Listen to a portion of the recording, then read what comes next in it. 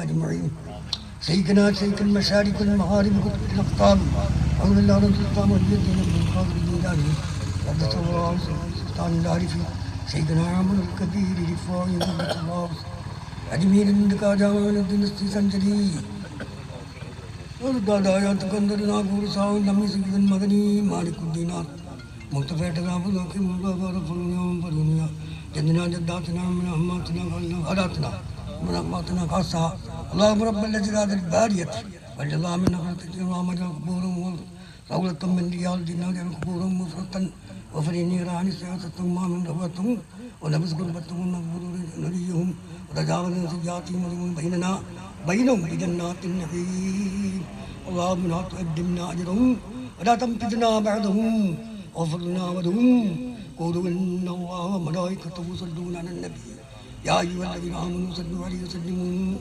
تسليما. നമ്മുടെ ലീഗ് സഭ പരിപാടിയാണ് ഇവിടെ നടക്കുന്നത്. ബഹുമാനപ്പെട്ട മുസ്ലിം ലീഗ് ഉദുമ മണ്ഡലം general secretary KB Muhammad Kunhi Sahib, panchayat Muslim ലീഗിന്റെ കൃതനായ പ്രസിഡന്റ് PM അബൂബക്കറാച്ചി, പഞ്ചായത്ത് മുസ്ലിം ലീഗ് ജനറൽ സെക്രട്ടറി മൻസൂർ മല്ലത്ത്, പഞ്ചായത്ത് മുസ്ലിം ലീഗിന്റെ ട്രഷറർ മാർക്ക് മുഹമ്മദ്, നമ്മുടെ ഈ പരിപാടിയിൽ മുഖ്യപ്രഭാഷണം നടത്തുന്ന ഉദുമ നിയോജക മണ്ഡലം youth League president Rauf Baikkara, panchayat secretary അംസാലൂർ, പഞ്ചായത്ത് സെക്രട്ടറി അബ്ദുൽ ഡൽമ, യൂത്ത് ലീഗ് പഞ്ചായത്ത് പ്രസിഡന്റ് ഷഫീഖ് മൈക്കുയെ, യൂത്ത് ലീഗ് ഉദുമ മണ്ഡലം ഉപാധ്യക്ഷൻ Shamseer BM, ward treasurer Ashraf ജാ, നമ്മുടെ ജില്ലാ കൗൺസിൽ ഷെരീഫ് കുയ്യാൽ, മറ്റു മുസ്ലിം ലീഗിന്റെയും യൂത്ത് ലീഗിന്റെയും നേതാക്കളെ, സഹപ്രവർത്തകരെ, നമ്മുടെ മുസ്ലിം ലീഗ് പ്രസ്ഥാനത്തിന്റെ മേൽ കമ്മിറ്റി ആഹ്വാനപ്രകാരം 2024 ഡിസംബർ 31-നുള്ളിൽ ലീഗ് സഭ എല്ലാ വാർഡിലും വിളിച്ചു ചേർക്കണം എന്നുള്ളതിന്റെ അടിസ്ഥാനത്തിൽ നമ്മൾ കഴിഞ്ഞ മാസം 2024 ഡിസംബറിൽ ഒരു ഡേറ്റ് കണ്ടെത്തി തീരുമാനിച്ചതായിരുന്നു. നമ്മുടെ പഞ്ചായത്തിൽ തന്നെ വേറൊരു യൂത്ത് ലീഗിന്റെ ഒരു പരിപാടി നടക്കുന്നതിനാൽ ആ ഡേറ്റ് മാറ്റി. പിന്നെ നേതൃത്വം ഈ ജനുവരി 30, 2025 ജനുവരി 31 വരെ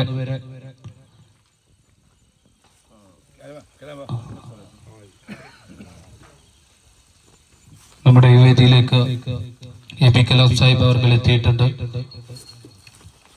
അതുകൊണ്ട് അതിന്റെ അടിസ്ഥാനത്തിൽ ജനുവരി 31 വരെ നമുക്ക് സമയം നീട്ടിത്തന്നതിന്റെ അടിസ്ഥാനത്തിൽ നമ്മുടെ ജനുവരി 10-ാം തീയതി നമ്മൾ ഇന്ന് ഇവിടെ എല്ലാവരെയും വിളിച്ചേർത്ത് ഇങ്ങനെ ലീഗ് സഭ ചേർത്തിട്ടുള്ളത്. അതിന്റെ കാര്യങ്ങളൊക്കെ ലീഗ് സഭ എന്ന് വെച്ചാലൊക്കെ ഒക്കെ പ്രഭാഷണം നടത്തുന്നവരും നേതൃത്വമൊക്കെ നമ്മുടെ പറഞ്ഞു മനസ്സിലാക്കും എന്നാണ് കരുതുന്നത്. നമ്മുടെ മണ്ഡലത്തിന്റെ ലീഗ് സഭ മണ്ഡലം തല ഉദ്ഘാടനം കഴിഞ്ഞ മാസം നമ്മുടെ പഞ്ചായത്തിൽ തന്നെ അല്ലാമ നഗറിൽ പരിപാടി ഉണ്ടായിരുന്നു. അതിനുശേഷം എനിക്ക് തോന്നുന്നത് രണ്ടാമത്തെ പരിപാടിയാണ് നമ്മുടെ വാർഡിൽ നടക്കുന്നത്. മണ്ഡലം തല ഉദ്ഘാടനം നമ്മുടെ 1-ാം വാർഡിൽ നടന്നു. അതിനുശേഷം രണ്ടാമത്തെ പരിപാടിയാണ് നമ്മുടെ 14-ാം വാർഡിൽ നടന്നുകൊണ്ടിരിക്കുന്നത്. എന്റെ കർത്തവ്യം ഞാൻ കൂടുതലായൊന്നും സംസാരിക്കുന്നില്ല. ഈ പരിപാടിക്ക് സ്വാഗതം ആശംസിക്കുക എന്നുള്ളതാണ്. നമ്മുടെ ഈ പരിപാടി ഔപചാരികമായി ഉദ്ഘാടനം ചെയ്യുന്ന ബഹുമാനപ്പെട്ട നമ്മുടെ ഉദുമ നിയോജക മണ്ഡലം ജനറൽ സെക്രട്ടറിയും നമ്മളെന്നും ഏത് സമയത്തും വിളിച്ചാൽ വിളിക്കാപ്പുറത്ത് എത്തുന്ന നമ്മുടെ പ്രിയങ്കരനായ നേതാവ് KB മുഹമ്മദ് കുഞ്ഞി സാഹിബ് അവർകളാണ്. അദ്ദേഹത്തെ വാർഡ് കമ്മിറ്റിക്ക് വേണ്ടിയും എന്റെ പേരിലും വളരെ ആദരപൂർവ്വം ഈ പരിപാടിയിലേക്ക്, വളരെ ബഹുമാനപൂർവ്വം ഈ പരിപാടിയിലേക്ക് സ്വാഗതം ചെയ്യുന്നു. അതേപോലെ നമ്മുടെ മുസ്ലിം ലീഗ് പ്രസ്ഥാനത്തിന് ഞാൻ കൂടുതലായൊന്നും ആവർത്തിക്കേണ്ട ആവശ്യമില്ല. നമ്മുടെ മൂലടക്കത്തിനെയും 14 പേടിനെയും പിടിച്ചു നിർത്തിയ നമ്മുടെ പ്രിയങ്കരനായ നേതാവ് BM അബൂബക്കർ സാഹിബ്, അദ്ദേഹം ഇന്ന് മുസ്ലിം ലീഗിന്റെ പഞ്ചായത്ത് പ്രസിഡന്റാണ്. അദ്ദേഹത്തെ വളരെ ആദരപൂർവ്വം വാർഡ് കമ്മിറ്റിക്കും എന്റെ പേരിലും വളരെ ആദരപൂർവ്വം ബഹുമാനപൂർവ്വം സ്വാഗതം ചെയ്യുകയാണ്. അതേപോലെ മൻസൂർ മല്ലത്ത് ഏത് സമയത്തും വിളിച്ചാൽ ഫോൺ എടുക്കുകയും എന്താവശ്യം ചെന്നാലും ആരെയെന്ന് നോക്കാതെ എല്ലാ കാര്യങ്ങളും ചെയ്യുന്ന, എല്ലാ കാര്യങ്ങളും നമ്മുടെ ബഹുമാനപ്പെട്ട കാസർഗോഡ് MLA സീനിയർ സെക്രട്ടറിയും കൂടിയായ മൻസൂർ മല്ലത്ത് അവർ ജനറൽ സെക്രട്ടറിയും കൂടിയാണ് പഞ്ചായത്ത് മുസ്ലിം ലീഗിന്റെ. അദ്ദേഹത്തെ വളരെ ആദരപൂർവ്വം ഈ പരിപാടിയിലേക്ക് എന്റെ പേരിലും വാർഡ് കമ്മിറ്റിയുടെ പേരിലും വളരെ ആദരപൂർവ്വം സ്വാഗതം ചെയ്യുന്നു. അതേപോലെ നമ്മുടെ മാർക്ക് മുഹമ്മദ്, പഞ്ചായത്ത് മുസ്ലിം ലീഗിന്റെ ട്രഷറർ മാർക്ക് മുഹമ്മദ്, അദ്ദേഹത്തെ വളരെ ആദരപൂർവ്വം ബഹുമാനപൂർവ്വം ഈ പരിപാടിയിലേക്ക് സ്വാഗതം ചെയ്യുകയാണ്. നമ്മുടെ ക്ഷണം സ്വീകരിച്ച് ഇവിടെ എത്തിയ ബഹുമാനപ്പെട്ട മണ്ഡലം യൂത്ത് ലീഗിന്റെ പ്രസിഡന്റ് റൂഫ് ബൈക്കര, നമ്മുടെ എല്ലാ മുഖങ്ങളും പരിചയമുള്ള ഒരു വ്യക്തിത്വമാണ് റൂഫ് ബൈക്കര. എല്ലാവരെയും അറിയുന്ന ഒരു വ്യക്തിത്വം കൂടിയാണ്. നമ്മുടെ യൂത്ത് ലീഗ് ഉദുമ മണ്ഡലം നിയോജക മണ്ഡലത്തിന്റെ പ്രസിഡന്റ് കൂടിയാണ് അദ്ദേഹം. അദ്ദേഹത്തെ വളരെ ആദരപൂർവ്വം നമ്മുടെ ഈ പരിപാടിയുടെ മുഖ്യ പ്രഭാഷണം കൂടിയാണ്. അദ്ദേഹത്തെ വളരെ ആദരപൂർവ്വം ഈ പരിപാടിയിലേക്ക് സ്വാഗതം ചെയ്യുകയാണ്. അതേപോലെ നമ്മുടെ പഞ്ചായത്ത് സെക്രട്ടറി ഹംസ അലൂർ, നമ്മുടെ നാട്ടുകാരനാണ് ഹംസ അലൂർ, അദ്ദേഹത്തെ വളരെ ആദരപൂർവ്വം ഈ പരിപാടിയിലേക്ക് സ്വാഗതം ചെയ്യുകയാണ്. അതേപോലെ പഞ്ചായത്ത് സെക്രട്ടറി കൂടിയായ അബ്ദുൽ ഡൽമ അവർകളെയും വളരെ ആദരപൂർവ്വം ബഹുമാനപൂർവ്വം ഈ പരിപാടിയിലേക്ക് സ്വാഗതം ചെയ്യുന്നു. അതേപോലെ നമ്മുടെ പ്രവാസി ലീഗിന്റെ ഉദുമ നിയോജക മണ്ഡലം പ്രസിഡന്റ് കൂടിയായ AB കലാം സാഹിബിനെ വളരെ ആദരപൂർവ്വം ബഹുമാനപൂർവ്വം ഈ പരിപാടിയിലേക്ക് സ്വാഗതം ചെയ്യുന്നു. അതേപോലെ STUന്റെ സ്റ്റേറ്റ് നേതാവ് കൂടിയായ നമ്മുടെ പ്രിയങ്കരനായ നേതാവ് ഷെരീഫ് കൊടവഞ്ചി അവർകളെ വളരെ ആദരപൂർവ്വം ഈ പരിപാടിയിലേക്ക് സ്വാഗതം ചെയ്യുന്നു. നമ്മുടെ നാട്ടുകാരനും കാസർഗോഡ് ജില്ലാ STU നേതാവും കൂടിയായ മാഹിൻ മുണ്ടക്കൈ അവർകളെയും വളരെ ആദരപൂർവ്വം ഈ പരിപാടിയിലേക്ക് സ്വാഗതം ചെയ്യുന്നു. ഇവിടെ എത്തിച്ചേർന്ന നമ്മുടെ പഞ്ചായത്ത് യൂത്ത് ലീഗിന്റെ പ്രസിഡന്റ് ഷഫീഖ് മൈക്കുയെ, അതേപോലെ നമ്മുടെ പഞ്ചായത്ത് യൂത്ത് ലീഗിന്റെ ഉദുമ മണ്ഡല ഉപാധ്യക്ഷൻ ഷംസീർ BM, മുസ്ലിം ലീഗ് ജില്ലാ കൗൺസിൽ ഷെരീഫ് കൊയ്യാൽ, പഞ്ചായത്ത് വാർഡ് മുസ്ലിം ലീഗിന്റെ ട്രഷറർ അഷ്റഫ് മുതലപ്പാറ, ഇവിടെ എത്തിച്ചേർന്ന മുഴുവൻ മുസ്ലിം ലീഗിന്റെയും, അതേപോലെ നമ്മുടെ ഈ പരിപാടിക്ക് പ്രാർത്ഥന കൊണ്ട് ആരംഭിച്ച നമ്മുടെ പ്രിയങ്കരനായ മുതിർന്ന മുസ്ലിം ലീഗിന്റെ, അന്ന് മുതലേ ഞാൻ ചെറുപ്പത്തിലൊക്കെ ഞാൻ അറിയുന്ന ഒരു വ്യക്തിത്വമാണ് അവർകളെയും വളരെ ആദരപൂർവ്വം ഈ പരിപാടിയിലേക്ക് സ്വാഗതം ചെയ്യുന്നു.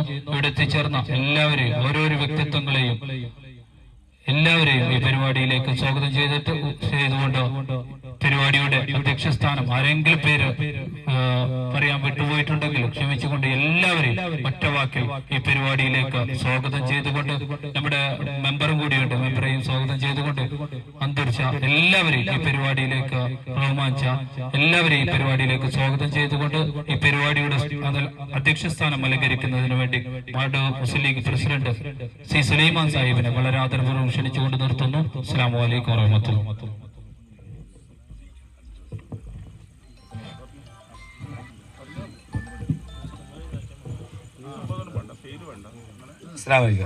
സമയം വൈകിയത് കൊണ്ട് ഞാൻ ആരെയും പേരെടുത്ത് പറയുന്നില്ല. നമ്മുടെ 14-ാം വാർഡിന്റെ ലീഗ് സഭയാണ് നമ്മളിവിടെ നടത്തിക്കൊണ്ടിരിക്കുന്നത്. അത് മുമ്പ് തന്നെ നമ്മൾ തീരുമാനമെടുത്തിരുന്നു, പിന്നീട് കുറച്ച് താമസിച്ചു പോയി. അതുകൊണ്ട് ഇന്ന് നടത്താൻ തീരുമാനിച്ചതാണ്. നമ്മുടെ മുസ്ലിം ലീഗിന്റെ സംസ്ഥാന കമ്മിറ്റിയുടെ നേതൃത്വത്തിന്റെ ഭാഗമായിട്ടാണ് ഈ പരിപാടി നമ്മൾ നടത്തിയിട്ടുള്ളത്. അതുകൊണ്ട് ഞാൻ കൂടുതലൊന്നും സംസാരിക്കുന്നില്ല. സമയം വൈകിയതുകൊണ്ട് ഞാൻ യോഗം ഉദ്ഘാടനം ചെയ്യാൻ വേണ്ടി ബഹുമാനിയായ പഞ്ചായത്ത് മുസ്ലിം ലീഗിന്റെ സെക്രട്ടറി ഉദുമ മണ്ഡലം മുസ്ലിം ലീഗ് സെക്രട്ടറി KV മുഹമ്മദ് സാഹിബിനെ ക്ഷണിച്ചു. അസ്സലാമു അലൈക്കും വറഹ്മത്തുള്ളാഹി വബറകാതുഹു. അൽഹംദുലില്ലാഹി റബ്ബിൽ ആലമീൻ വസ്സലാത്തു വസ്സലാമു അലാ സയ്യിദിൽ മുർസലീൻ വഅലാ ആലിഹി വസഹ്ബിഹി അജ്മഈൻ. അമ്മാ ബഅദ്. ഏറ്റവും ബഹുമാന്യനായ അധ്യക്ഷൻ വാർഡ് മുസ്ലിം ലീഗിൻ്റെ പ്രസിഡന്റ് സി സുലൈമാൻ സാഹിബ് അവർകളെ, ബഹുമാനായ പഞ്ചായത്ത് മുസ്ലിം ലീഗിൻ്റെ പ്രസിഡന്റ് BM അബൂബക്കർ സാഹിബ് അടക്കമുള്ള വേദിയിലെ ബഹുമാന്യരായ നേതാക്കളെ, ഏറ്റവും പ്രിയപ്പെട്ട ഈ വാർഡിൻ്റെ കർമ്മധീരരായ മുസ്ലിം ലീഗിൻ്റെ സഹപ്രവർത്തകന്മാരെ, സഹോദരി സഹോദരന്മാർ, അൽഹംദുലില്ലാഹ് അല്ലാഹുവിനെ സ്തുതിക്കുകയാണ്. മുളിയാർ പഞ്ചായത്തിലെ രണ്ടാമത്തെ ലീഗ് സഭയും ചേർന്നിരിക്കുകയാണ്. ഈ വാർഡ് മുസ്ലിം ലീഗ് കമ്മിറ്റിയെ മുക്തകണ്ഠം അഭിനന്ദിക്കുന്നു. കെട്ടുമുട്ടും എല്ലാം ലീഗ് സഭയുടെ എല്ലാം ഒതുങ്ങിയിട്ടുണ്ട്. പക്ഷേ നമ്മുടെ ആളുകൾ കുറഞ്ഞുപോയി എന്നുള്ളത് ഒരു സത്യമാണ്. ഭക്ഷണ തർക്കം ഇവിടെ ഉണ്ടാക്കിയിട്ട് അതിന്റെ ലീഗ് സഭയുടെ എല്ലാ മഞ്ചും ഇവിടെ കാണുന്നുണ്ട്. പക്ഷേ ഈ വാർഡിലെ മുസ്ലിം ലീഗ് ജയിച്ചിട്ടുള്ള 300 ചില്ലാനം വോട്ടിന്റെ ഭൂരിപക്ഷത്തിന് ജയിച്ചിട്ടുള്ള ഒരു വാർഡാണ്. ഈ വാർഡില് നമ്മുടെ പ്രവർത്തകന്മാരെ പങ്കെടുപ്പിക്കേണ്ടതായിരുന്നു. കൂടുതൽ സ്ത്രീകളെ പഞ്ചായത്ത് സ്റ്റാൻഡിംഗ് കമ്മിറ്റി ചെയർപേഴ്സൺ കൂടിയായ റീസ റാസ് കൂടുതൽ സ്ത്രീകളെയും പങ്കെടുപ്പിക്കേണ്ടതായിരുന്നു. ഏതായാലും ഞാൻ അതൊരു കുറ്റമായിട്ട് പറയുന്നില്ല. നിങ്ങൾ ക്ഷണിച്ചിട്ടുണ്ടാവും, അവരെത്തിയിട്ടുണ്ടാവില്ല. ഏതായാലും ഇങ്ങനെ ഒന്ന് സംഘടിപ്പിച്ചത് ജില്ലാ മുസ്ലിം ലീഗിന്റെ നിർദ്ദേശപ്രകാരമാണ്. കാസർഗോഡ് ജില്ലാ മുസ്ലിം ലീഗ് കമ്മിറ്റിയാണ് ലീഗ് സഭ എന്നുള്ള ഒരു ആശയം മുന്നോട്ട് വെച്ച് എല്ലാ വാർഡിലും നമ്മൾ ഒരുക്കം 2025ന്റെ ഭാഗമായിട്ട് ഒന്ന് ഒരുങ്ങാൻ വേണ്ടിയിട്ടാണ് ഇങ്ങനെ ലീഗ് സഭ നടത്താൻ വേണ്ടി നിർദ്ദേശിച്ചത്. ആ ലീഗ് സഭ നടത്തുമ്പോൾ നമ്മൾ പറഞ്ഞിട്ടുള്ളത് മുസ്ലിം ലീഗിന്റെയും മുസ്ലിം ലീഗ് അനുഭാവികളെയും ആ വാർഡിലുള്ള ഏകദേശം ആർക്കൊക്കെ പങ്കെടുക്കാൻ പറ്റുന്നോ അവരെല്ലാവരെയും പങ്കെടുപ്പിച്ചുകൊണ്ട് ഒരു ഉത്സവമാക്കി ചെറുപ്പക്കാരെയും സ്ത്രീകളെയും എല്ലാവരെയും അതിൽ പങ്കെടുപ്പിക്കണം എന്നുള്ളതായിരുന്നു ജില്ലാ മുസ്ലിം ലീഗിന്റെ നിർദ്ദേശം. സാധാരണ രീതിയിൽ മാർക്സിസ്റ്റ് പാർട്ടി ബ്രാഞ്ച് സമ്മേളനം വെക്കാറുണ്ട്. ആ ബ്രാഞ്ച് സമ്മേളനം വെക്കുമ്പോൾ അവര് അതുപോലെയാണ് സാധാരണ വെക്കാറുള്ളത്. മുസ്ലിം ലീഗ് അങ്ങനെ എന്നും എല്ലാവരെയും വിളിച്ച് വരുത്തിയിട്ട് നമുക്ക് അങ്ങനെ വെക്കാറില്ല. നമ്മളൊരു ജനറൽ ബോർഡ് വരും എന്നല്ലാതെ ഇങ്ങനെ ഒരു ഉത്സവ ലഹരിയില് ഇങ്ങനെ എല്ലാവരെയും വിളിച്ച് ഭക്ഷണമൊക്കെ കൊടുത്തിട്ട് ഒരു വലിയ സന്തോഷത്തോടു കൂടി കൂടുന്ന ഒരു കുടുംബ സദസ് പോലെയുള്ള ഒരു പരിപാടിയാണ് ലീഗ് സഭ എന്ന് ഉദ്ദേശിക്കുന്നത്. ഈ ലീഗ് സഭയിൽ പങ്കെടുക്കുന്നതോടുകൂടി ഈ വാർഡ് നമുക്ക് ഒന്നുകൂടി നമ്മുടെ കൈകളിലേക്ക് എത്തിക്കുന്ന തരത്തിലുള്ള ഒരു തയ്യാറെടുപ്പ് നടത്തുക എന്നുള്ളതാണ് ഈ ലീഗ് സഭ കൊണ്ട് ഉദ്ദേശിക്കുന്നത്. ഇവിടെ നമ്മൾ ജയിച്ച വാർഡാണ്. ഇനി പുതിയ വാർഡ് വിഭജനത്തില് ഇതിന്റെ ചില ഭാഗങ്ങളൊക്കെ ഇന്ന് ഒഴിവായി പോകുന്നുണ്ട്. എന്നാലും ഇതിന്റെ ഭാഗങ്ങളും ഈ വാർഡിൽ തന്നെ നിലനിൽക്കുന്നുണ്ട്. അടുത്ത തെരഞ്ഞെടുപ്പിൽ ഇതൊരു വലിയ മുന്നേറ്റം കാണിക്കേണ്ടുന്ന ഒരു വാർഡാണ്. 100% മുസ്ലിം ലീഗിന്റെ കൈകളിലേക്ക് എത്തിക്കുന്ന ഒരു വാർഡ് എന്നുള്ള നിലയിൽ ഇവിടെ മുസ്ലിം ലീഗിന് ഒരുപാട് ഉത്തരവാദിത്വം ഉണ്ട് എന്നുള്ളത് നമ്മൾ എല്ലാവരും അറിഞ്ഞിരിക്കേണ്ടുന്ന കാര്യമാണ്. മുസ്ലിം ലീഗിനെയാണ് ഈ വാർഡിലെ ജനങ്ങൾ ആശ്രയിക്കുന്നത്. മുസ്ലിം ലീഗിനാണ് ഈ വാർഡിന്റെ ഉത്തരവാദിത്വം. ഈ വാർഡിന്റെ ജനങ്ങളുടെ സുഖദുഃഖങ്ങളിൽ നമ്മൾ പങ്കാളികളാണ്. ഈ വാർഡിൽ വരുന്ന എല്ലാ വികസനത്തിനും മുട്ടിടേണ്ടത് മുസ്ലിം ലീഗാണ് എന്ന് നമ്മൾ തിരിച്ചറിയേണ്ടതുണ്ട്. ഈ വാർഡിൽ എന്തെങ്കിലും അപാകതകൾ ഉണ്ടെങ്കിൽ അത് മുസ്ലിം ലീഗിന്റെ കുറവ് തന്നെയായിട്ട് നമ്മൾ കാണുകയും ചെയ്യണം. ഇവിടുത്തെ വിജയം മാത്രം മുസ്ലിം ലീഗിനും ഇവിടുത്തെ അപാകത മറ്റുള്ള ആളുടെ തലയിലും വെക്കേണ്ടതില്ല. ഈ വാർഡിൽ എന്തെങ്കിലും അപാകതകൾ വരുന്നുണ്ടെങ്കിൽ അതിന്റെ കുറവ് മുസ്ലിം ലീഗ് ഏറ്റെടുക്കുക തന്നെ ചെയ്യണം. നമ്മെ സംബന്ധിച്ചിടത്തോളം ഇപ്പോ ഏറ്റവും പ്രധാനമായിട്ട് ഉള്ളത് നമുക്കറിയാം. മുസ്ലിം ലീഗ് എന്തിനാണ് ഇങ്ങനെ ഒരുക്കുന്നത്? മുസ്ലിം ലീഗിന് എന്താണെന്ന് പറയാതിരിക്കാൻ നിർവാഹമില്ല. ഈ മുസ്ലിം ലീഗിന്റെ ഒരു പോഷക സംഘടന, ഒരു അനുബന്ധ സംഘടനയുണ്ട് PTH എന്നുള്ളത്. പൂക്കോയത്തങ്ങൾ പിന്നെ ഹോസ്പിറ്റാലിറ്റി എന്നാണ് അതിന്റെ പേര്. പൂക്കോയത്തങ്ങളുടെ പേരിലാണ് ആ ഹോസ്പിറ്റാലിറ്റി അല്ലെങ്കിൽ അങ്ങനല്ലേ ഹോസ്പീസ് അല്ലെ, ഹോസ്പീസ് എന്നാണ് അതിന്റെ പിന്നെ നാമകരണം ചെയ്തിട്ടുള്ളത്. ഒരു പാലിയേറ്റീവ് കെയർ ആണ്.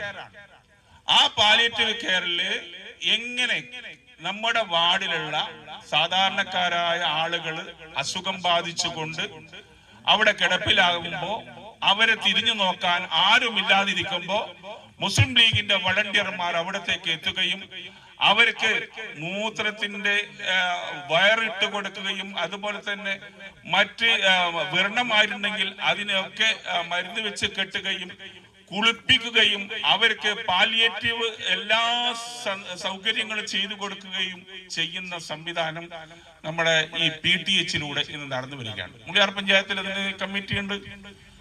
ഇന്ന് കഴിഞ്ഞ ദിവസം പള്ളിക്കരയിൽ വെച്ചിട്ട് 3 ദിവസം നീണ്ടു നിൽക്കുന്ന ഒരു ക്യാമ്പ് ഉണ്ടായിരുന്നു. ആ പള്ളിക്കര പഞ്ചായത്തിന്റെ ക്യാമ്പാണ്. ആ പള്ളിക്കര പഞ്ചായത്തിൽ ഇന്ന് എല്ലാ ജനങ്ങൾക്കും ആവശ്യം മുസ്ലിം ലീഗിന്റെ നേതാക്കളെയാണ്, മുസ്ലിം ലീഗിന്റെ നേതാക്കളുടെ ഫോൺ നമ്പറുകളാണ്. കാരണം അവരെ വിളിച്ചാൽ മാത്രമേ ഞങ്ങൾക്ക് ആശ്വസിക്കാൻ കഴിയുകയുള്ളൂ എന്നുള്ളിടത്തേക്ക് എത്തിയിരിക്കുന്നു. ഇത് മുസ്ലിം ലീഗിന്റെ ഒരു കാരുണ്യ പ്രവർത്തനത്തിന്റെ ഭാഗമായിട്ടാണ്. നമുക്കറിയാലോ, എത്രയോ ബൈത്തുർ റഹ്മകൾ ഇന്ന് നമ്മൾ വെച്ചു കൊടുക്കുന്നുണ്ട്. അതുപോലെ തന്നെ എത്രയോ ആളുകൾക്ക് കല്യാണത്തിനുള്ളത് അല്ലെങ്കിൽ ചികിത്സയ്ക്കുള്ളത് KMCC മുഖേനയും അല്ലാതെയും നമ്മൾ ഒരുപാട് സഹായങ്ങൾ ചെയ്തു കൊടുക്കുന്നുണ്ട്. ഇങ്ങനെ ഒരുപാട് നമ്മളിൽ ജനങ്ങളോടുള്ള ഉത്തരവാദിത്വം നിർവഹിച്ചു വരുന്ന ഒരു പാർട്ടിയാണ് ഇന്ത്യൻ യൂണിയൻ മുസ്ലിം ലീഗ് എന്ന് നമ്മൾ മനസ്സിലാക്കേണ്ടത്. അതുപോലെ തന്നെ നമുക്കറിയാം, ഈ അടുത്തുണ്ടായ ഏറ്റവും വലിയ ദുരന്തമാണ് നമ്മുടെ വയനാട് ദുരന്തം എന്ന് പറയുന്നത്. വയനാട് ദുരന്തത്തിലേക്ക് പണം ഒഴുകിയത് സർക്കാരിന്റെ ഖജനാവിലേക്കാണ്. സർക്കാർ ഖജനാവിൽ പണം വെച്ചുകൊണ്ട് എന്ത് ചെയ്യണം എന്നറിയാതെ മേലോട്ട് നോക്കുന്ന സമയത്ത് മുസ്ലിം ലീഗ് ഫണ്ട് പിരിവ് നടത്തുകയും അവിടെ ലക്ഷക്കണക്കിന് ഫണ്ടുകൾ അവിടെ സ്വരൂപിച്ചെടുക്കുകയും ചെയ്ത് അതേ സമയത്ത് അതേ നാട്ടിൽ തന്നെ യോഗം ചേർന്നുകൊണ്ട് എന്താണ് ഇവിടെ ചെയ്യേണ്ടത് എന്നതിനെ കുറിച്ച് ആലോചിക്കുകയും 100 വീടുകൾ വെച്ച് കൊടുക്കാനും അവിടെ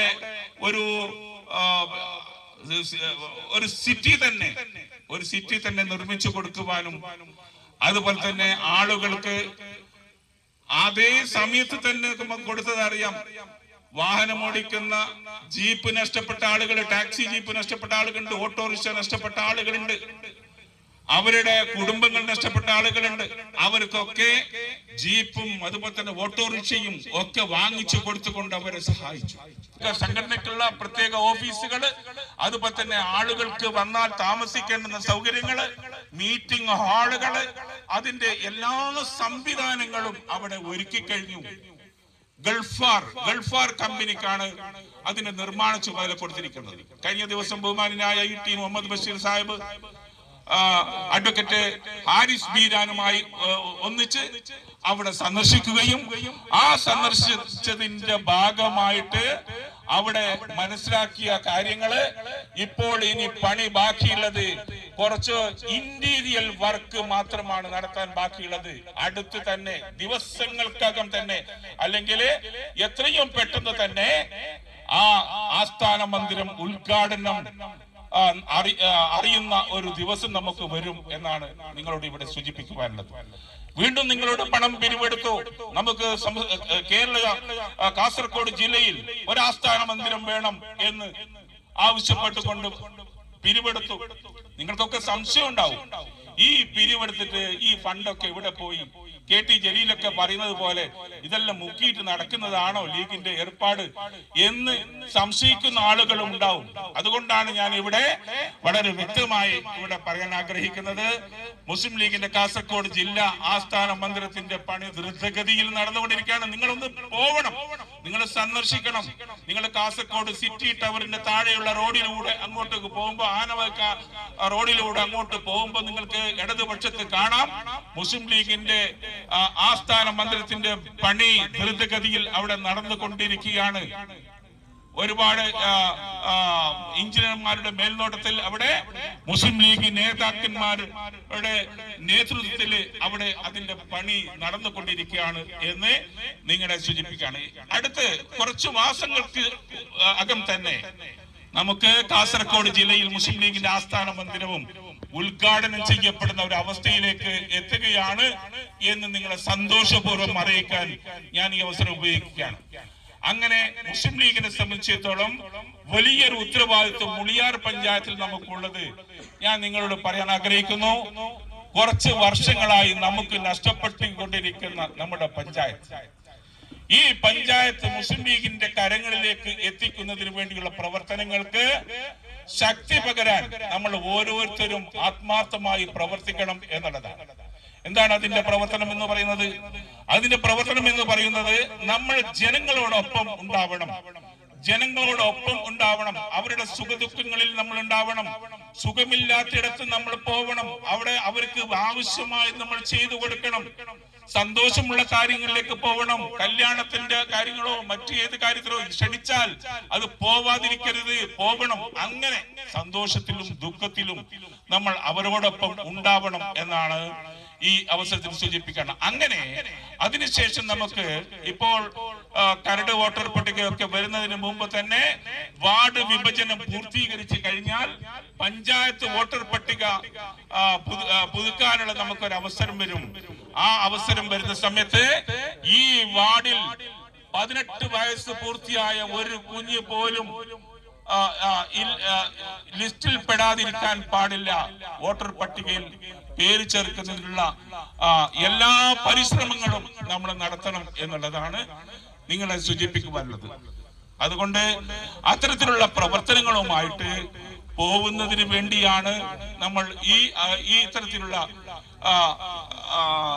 ലീഗ് സഭകൾ വെക്കുന്നത്. കാസർഗോഡ് ജില്ലയിലെ നമുക്കറിയാം എല്ലാ പഞ്ചായത്തുകളിലും എല്ലാ ശാഖകളിലും ഇങ്ങനെ ലീഗ് സഭകൾ നടക്കുമ്പോൾ എത്രയോ ലീഗ് സഭകൾ നമുക്ക് നടക്കാൻ ഉദുമ നിയോജക മണ്ഡലത്തിലെ ഏകദേശം 80ഓളം ലീഗ് സഭ ഇവിടെ നടക്കാനുണ്ട്. 80ഓളം ലീഗ് സഭ ഉദുമ നിയോജക മണ്ഡലത്തിൽ നടക്കാനുണ്ട്.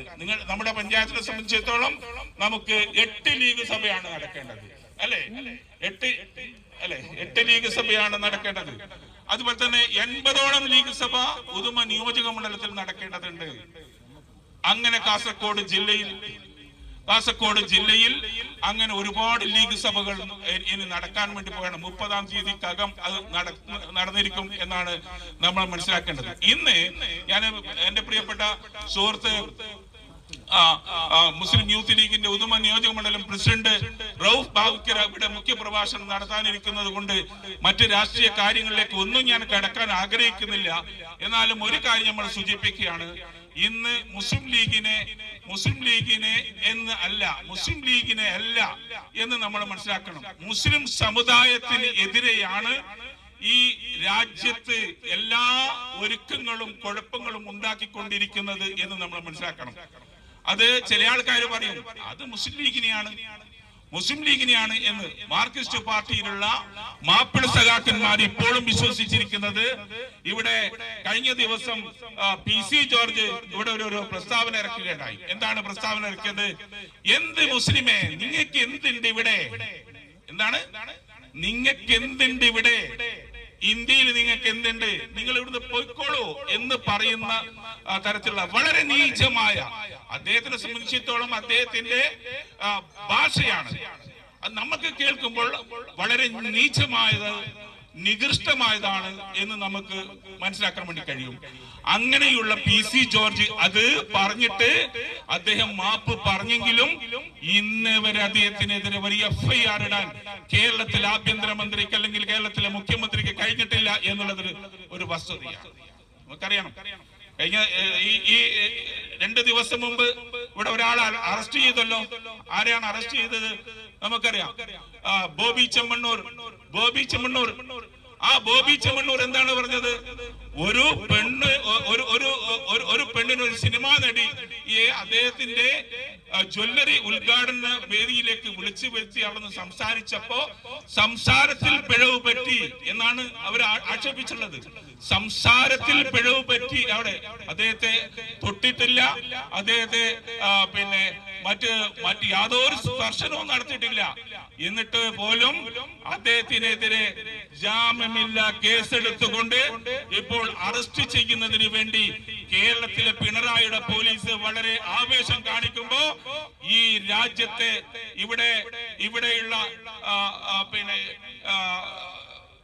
മുസ്ലിങ്ങളെ സംബന്ധിച്ചിടത്തോളം, എല്ലാ മുസ്ലിം പാലോളി മുഹമ്മദ് കുട്ടി അടക്കമുള്ള മുസ്ലിങ്ങളെ സംബന്ധിച്ചിടത്തോളം അവരെല്ലാവരും ഈ രാജ്യം വിട്ടു പോവേണ്ടവരാണ് എന്ന് ആക്ഷേപിക്കുന്ന പ്രസ്താവന വന്നിട്ട് പോലും അവർക്കെതിരെ ഒരു കേസെടുക്കാൻ, ഒരു FIR ഇടാൻ ഈ കേരളത്തിലെ മുഖ്യമന്ത്രി കഴിഞ്ഞിട്ടില്ല എന്നുള്ളതൊരു വസ്തുതയാണ്.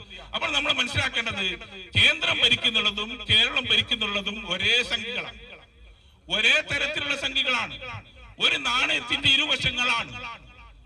അത് യാതൊരു തർക്കവുമില്ല. ഇത് നമ്മളൊരു ആക്ഷേപത്തിന് വേണ്ടി, ഒരു പ്രസംഗത്തിന് വേണ്ടി പറയുകയല്ല, അത് നമുക്ക് മനസ്സിലാക്കാൻ വേണ്ടി കഴിയും. അങ്ങനെ അല്ല എങ്കിൽ എന്തുകൊണ്ട് ഒരു സമുദായത്തെ ആക്ഷേപിച്ചതിന്റെ പേരിൽ ഒരു FIR എങ്കിലും ഇടാൻ മുന്നോട്ട് വന്നില്ല എന്ന് നമ്മൾ മനസ്സിലാക്കേണ്ടതുണ്ട്. അതുകൊണ്ട് നമുക്കെതിരെ വലിയ തരത്തിലുള്ള ആക്ഷേപങ്ങള്, ഒരുക്കങ്ങള് ഇവിടെ നടന്നുകൊണ്ടിരിക്കുകയാണ്. ഏക സിവിൽ കോഡ് കൊണ്ടുവരുന്നതിനുള്ള എല്ലാ ശ്രമങ്ങളും നടത്തിയപ്പോ അതിനെ ഇന്ത്യ മുന്നണിയുടെ നേതൃത്വത്തിൽ നഖശിഖാന്തം എതിർത്തപ്പോ അതിൽ നിന്ന് അല്പം വിട്ടു നിന്നിരിക്കുന്നു എന്നുള്ളതാണ് വസ്തുത.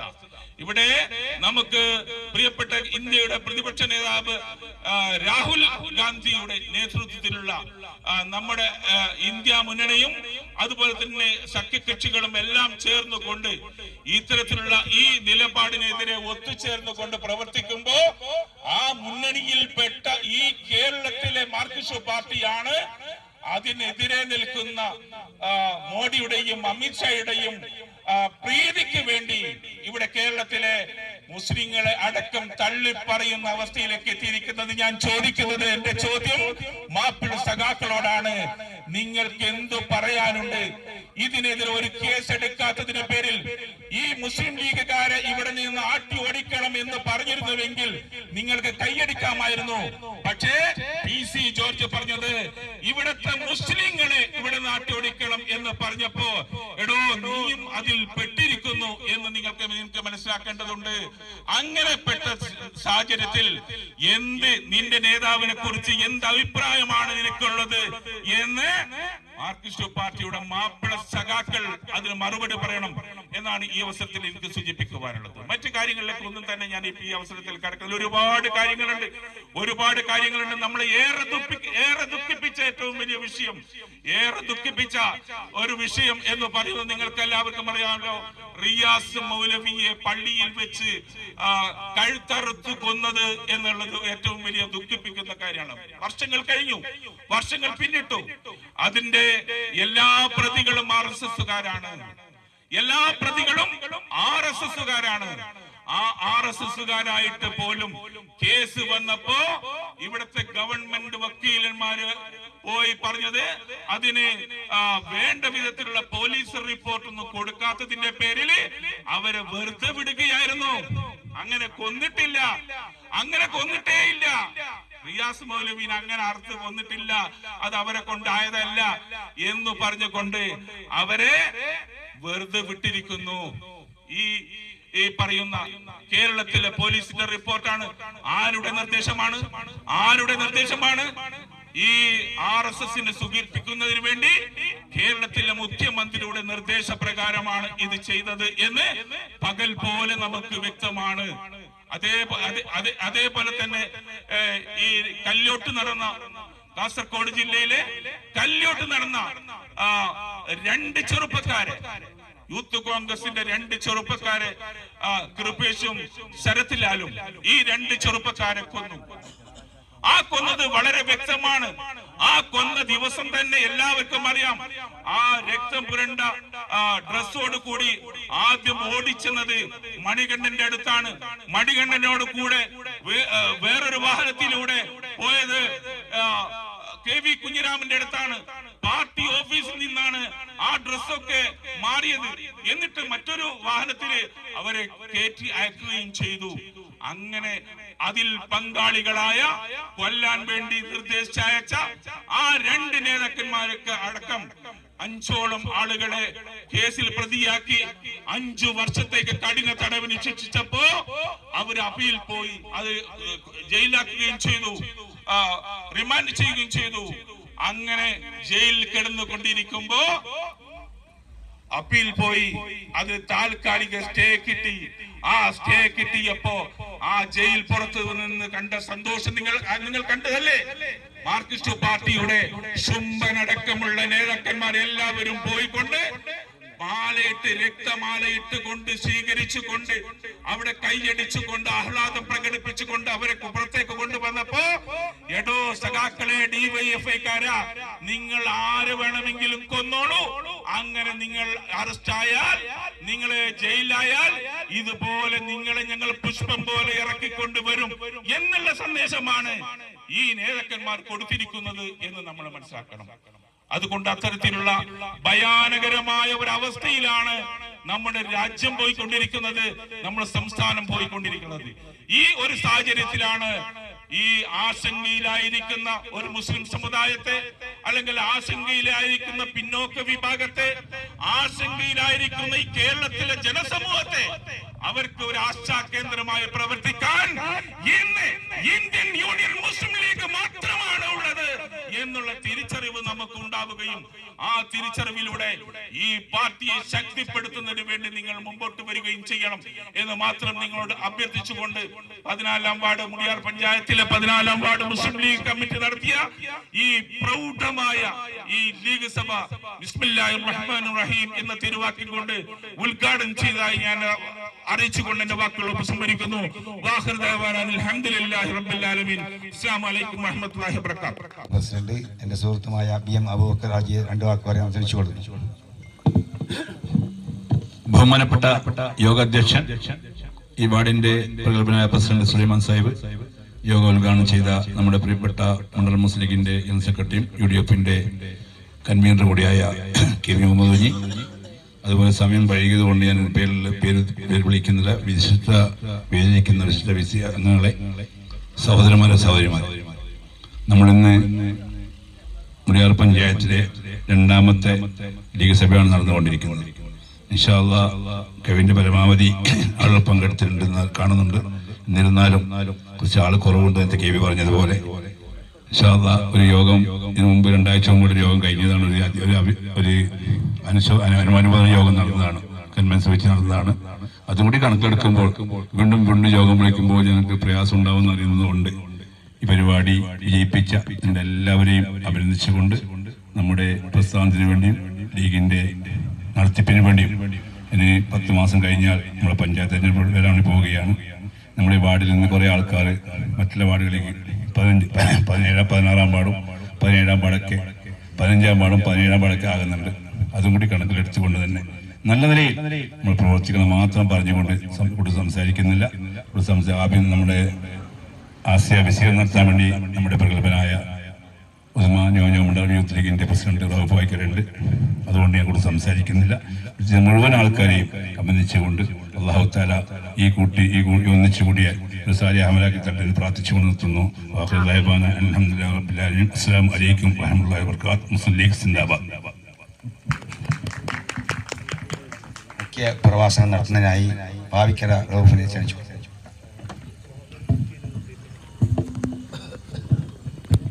അസ്സലാമു അലൈക്കും വറഹ്മത്തുള്ളാഹി വബറകാതുഹു. പ്രിയപ്പെട്ട അധ്യക്ഷൻ, മുസ്ലിം ലീഗിന്റെ വാർഡ് പ്രസിഡന്റ് സുലൈമാൻ സാഹിബ്, അതുപോലെ തന്നെ ഈ ലീഗ് സഭ പരിപാടി ഉദ്ഘാടനം നിർവഹിച്ച നിയോജകമണ്ഡലം മുസ്ലിം ലീഗിന്റെ general secretary KV Muhammad Kunhi Sahib, വേദിയിലുള്ള panchayat Muslim ലീഗിന്റെ president BM Abubakar Haji, general secretary Mansoor Mallath, അതുപോലെ തന്നെ ഒരുപാട് നേതാക്കന്മാർ വേദിയിലുണ്ട്.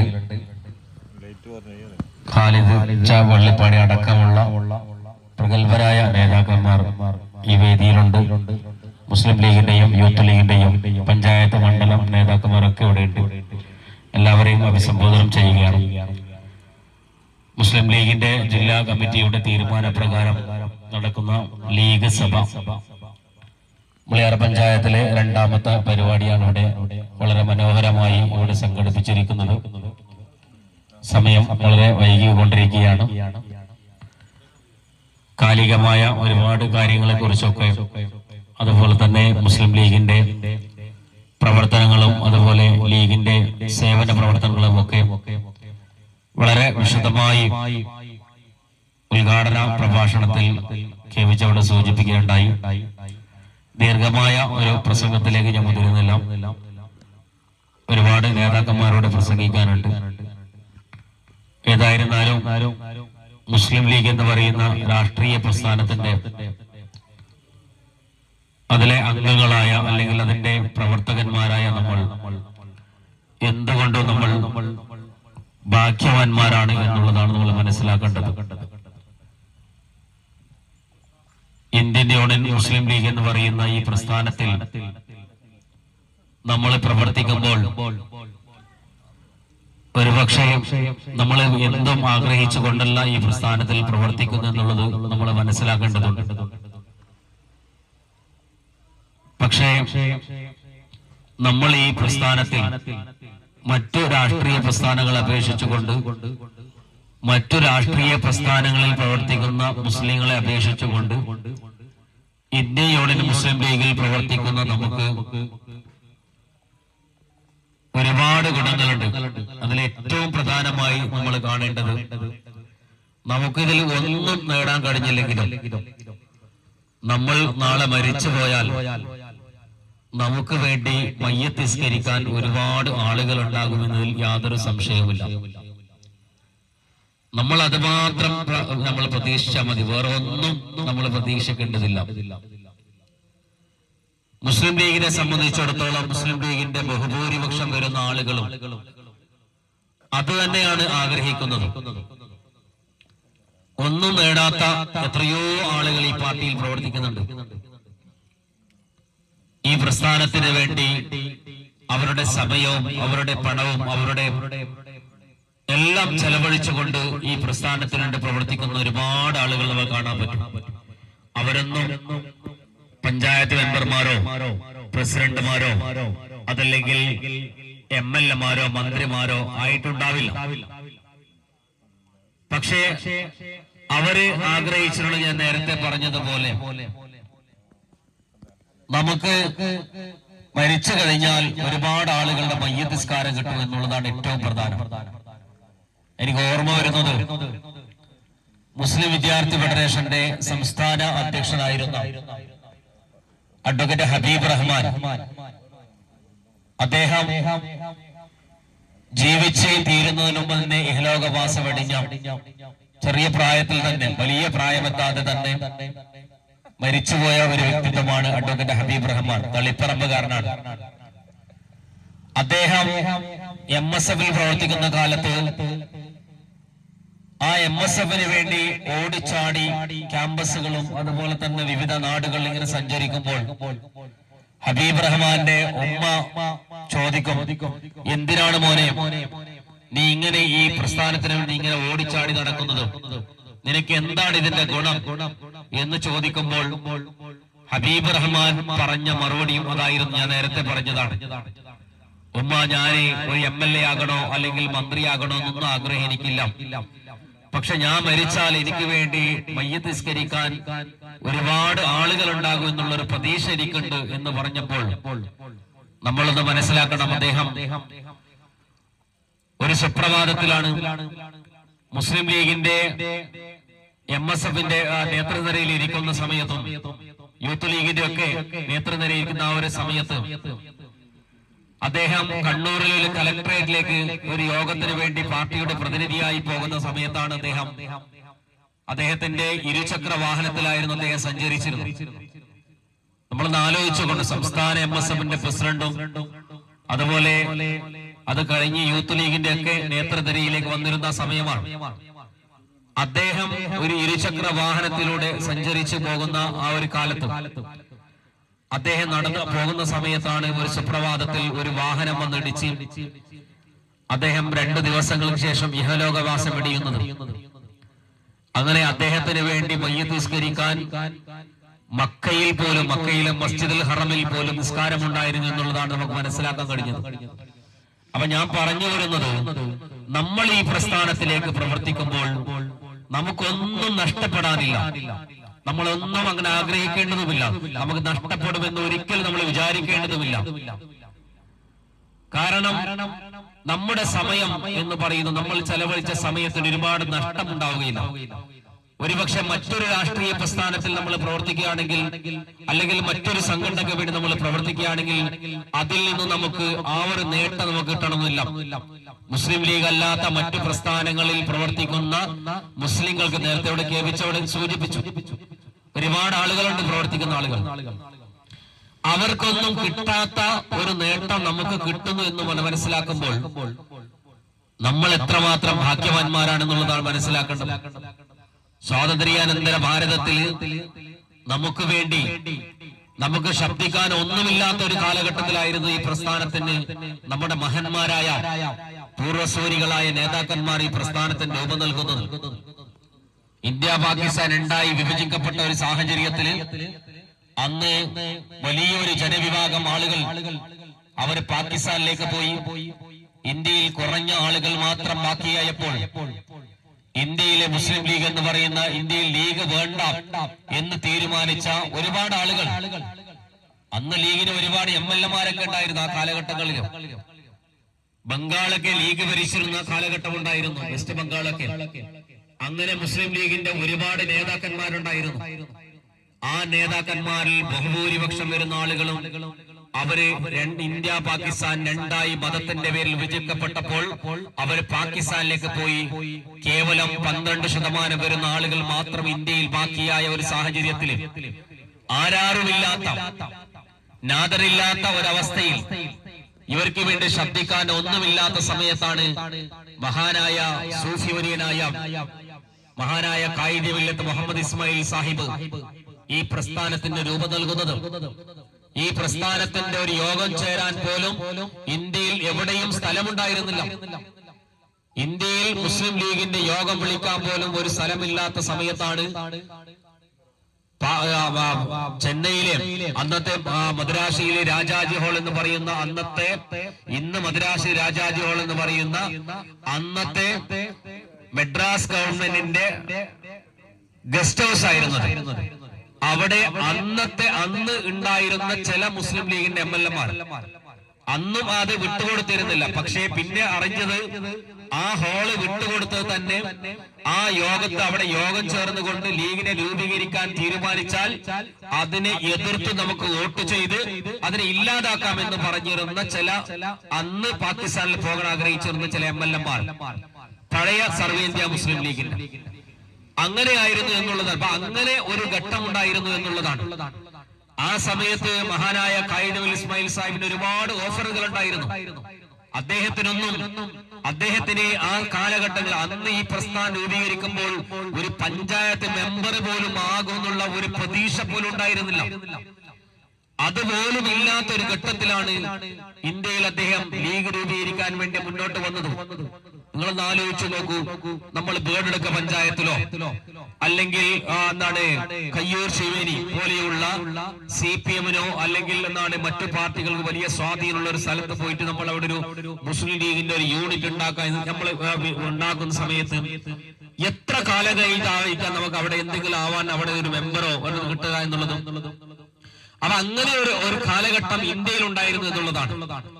ആ സമയത്താണ് മഹാനായ ഖായിദ് മില്ലത്ത് ഇസ്മായിൽ സാഹിബ് അദ്ദേഹം ആ നീളക്കുപ്പായം അടിഞ്ഞുകൊണ്ട്, തുർക്കി തൊപ്പി ധരിച്ചുകൊണ്ട്, തുർക്കി സാമ്രാജ്യത്തിന്റെ പുതിയ തൊപ്പി ധരിച്ചുകൊണ്ട്, കയ്യിൽ തസ്ബീഹ്മാല പിടിച്ചുകൊണ്ട് അദ്ദേഹം ഓടി നടന്നുകൊണ്ട് ഈ പ്രസ്ഥാനത്തിന്റെ സ്ഥാപിക്കാൻ വേണ്ടി മുന്നോട്ട് വന്നു.